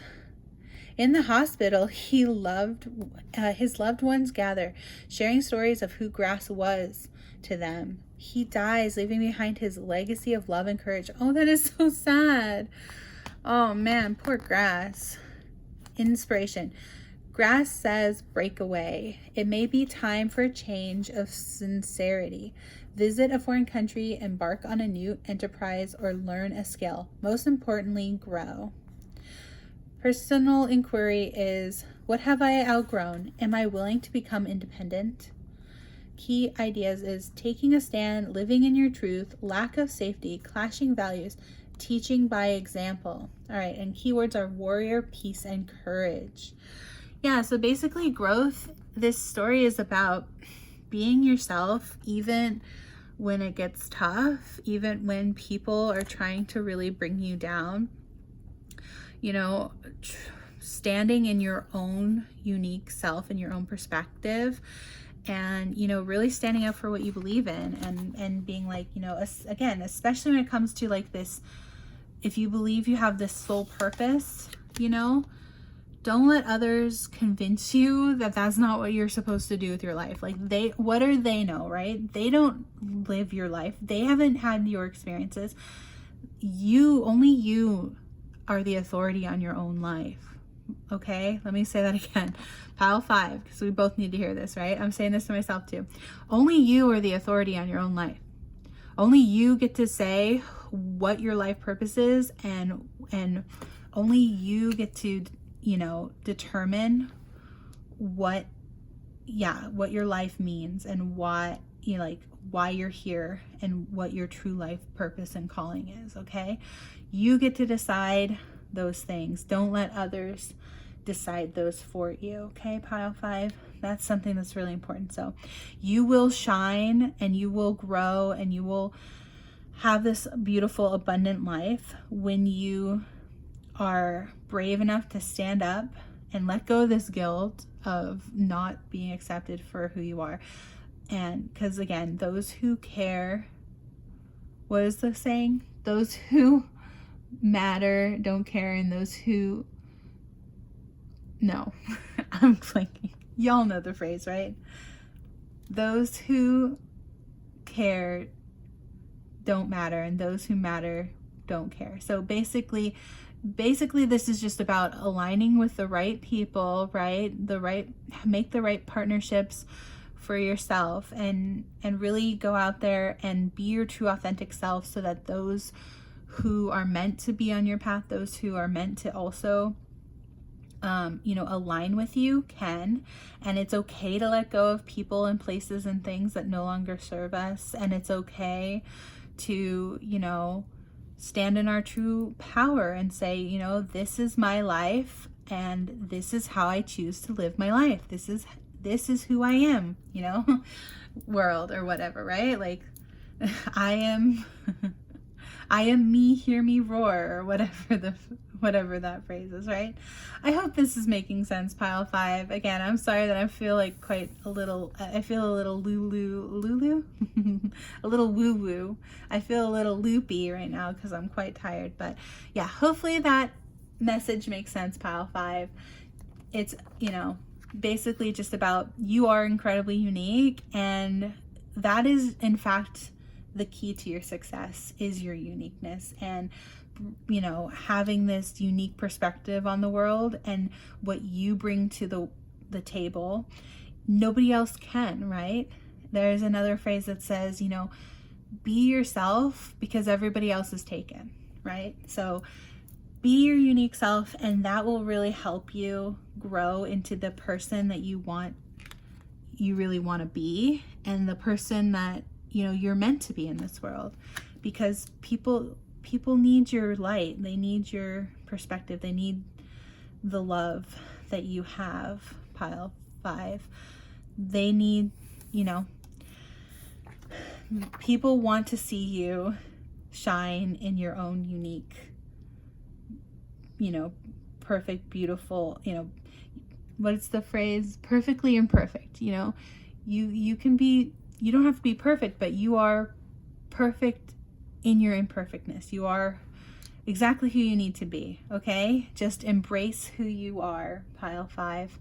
And yeah, again, just do everything within love, and do everything, you know, follow your divine guidance, of course, and live your life with an open heart, with this beautiful innocence and patience and balance. And yeah, you will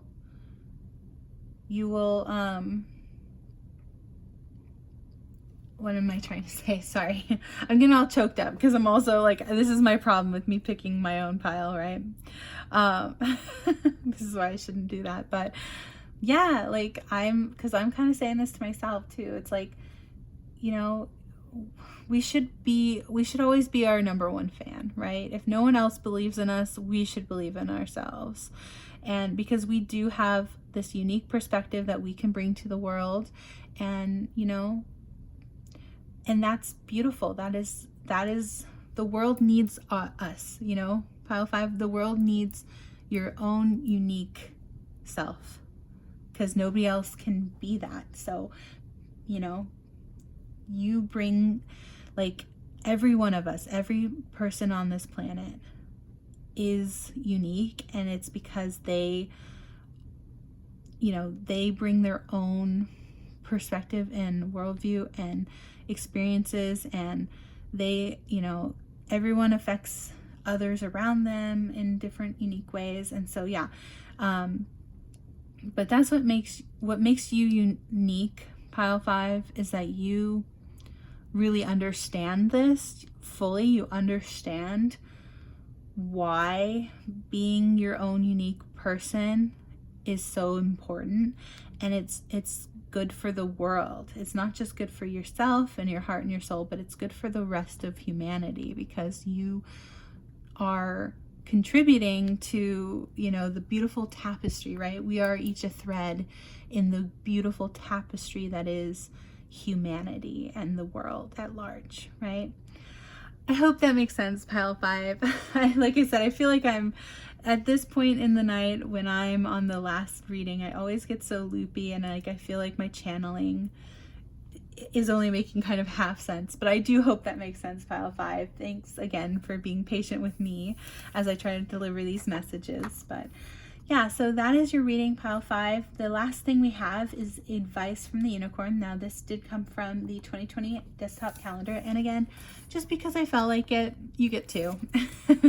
So let's see what we got. It says, let people make, live with, and deal with their own mistakes. Yeah, okay, so that was talking about letting go of that guilt of people kind of projecting their shit onto you, right? Because it's like, you got your own shit to deal with, right? Pile 5. You don't need this projection of this feeling guilty for like other people's mistakes. Let them deal with their own stuff, and then you can deal with yours, right? Having discernment of like what's inside your control, what is your problem, what is your karma, right, versus another person's, is so important. It is so important to know how to like discern, you know, to say like, you know, I say this all the time, but this is one of my favorite phrases, is like, not my circus, not my monkeys, right? So it's like, it's so important to like let other people deal with their own mistakes and their own karma, right, for their own actions, and then you focus on what you can control and what is your karma, and, you know, only be responsible for your own ish. Okay, pile 5, that's so important. Don't let other people project their junk onto you. We don't do that here. No. We are recovering people pleasers anonymous, okay? Don't let them project onto you. All right, and then last but not least, we have this final message. It says, be thankful for what you have. You'll end up having more. If you concentrate on what you don't have, you will never ever have enough. Oprah. Okay, wasn't that exactly like a message we literally just read? That is amazing. And I love that that's a quote from Oprah. That's cool. But yeah, and then we have January 21st or December 12th or the 13th. So some of these dates might be important for some of you, like maybe birthdays, anniversaries, something like that, but not for all of you. Take it as it resonates. But yeah, okay, so like I said, this is your reading, pile 5. Thank you so much for being here. You got an extra long reading, even though I always am like, oh, I gotta rush and finish pile 5. For some reason, pile 5 always ends up being the longest reading, but yeah, thank you so much for being here. I hope these messages found you well. I hope it resonated, this reading. If it did, please give it a thumbs up and let me know in the comments below if it resonated or not. Also make sure to just leave a, you know, number, hashtag number 5 in the comments so that you can remember that you chose pile number 5. If you ever need to come back to these messages and hear them again. then you'll know which pile you chose in the future. But yeah, hopefully that makes sense. And yeah, again, thank you so much for all of the likes, comments, shares, subscribes, all that good stuff. It means so much to me, so I appreciate it so much. Thank you so much for being here, Pile 5. And again, I hope you have a beautiful, magical rest of your day. Take care. Bye.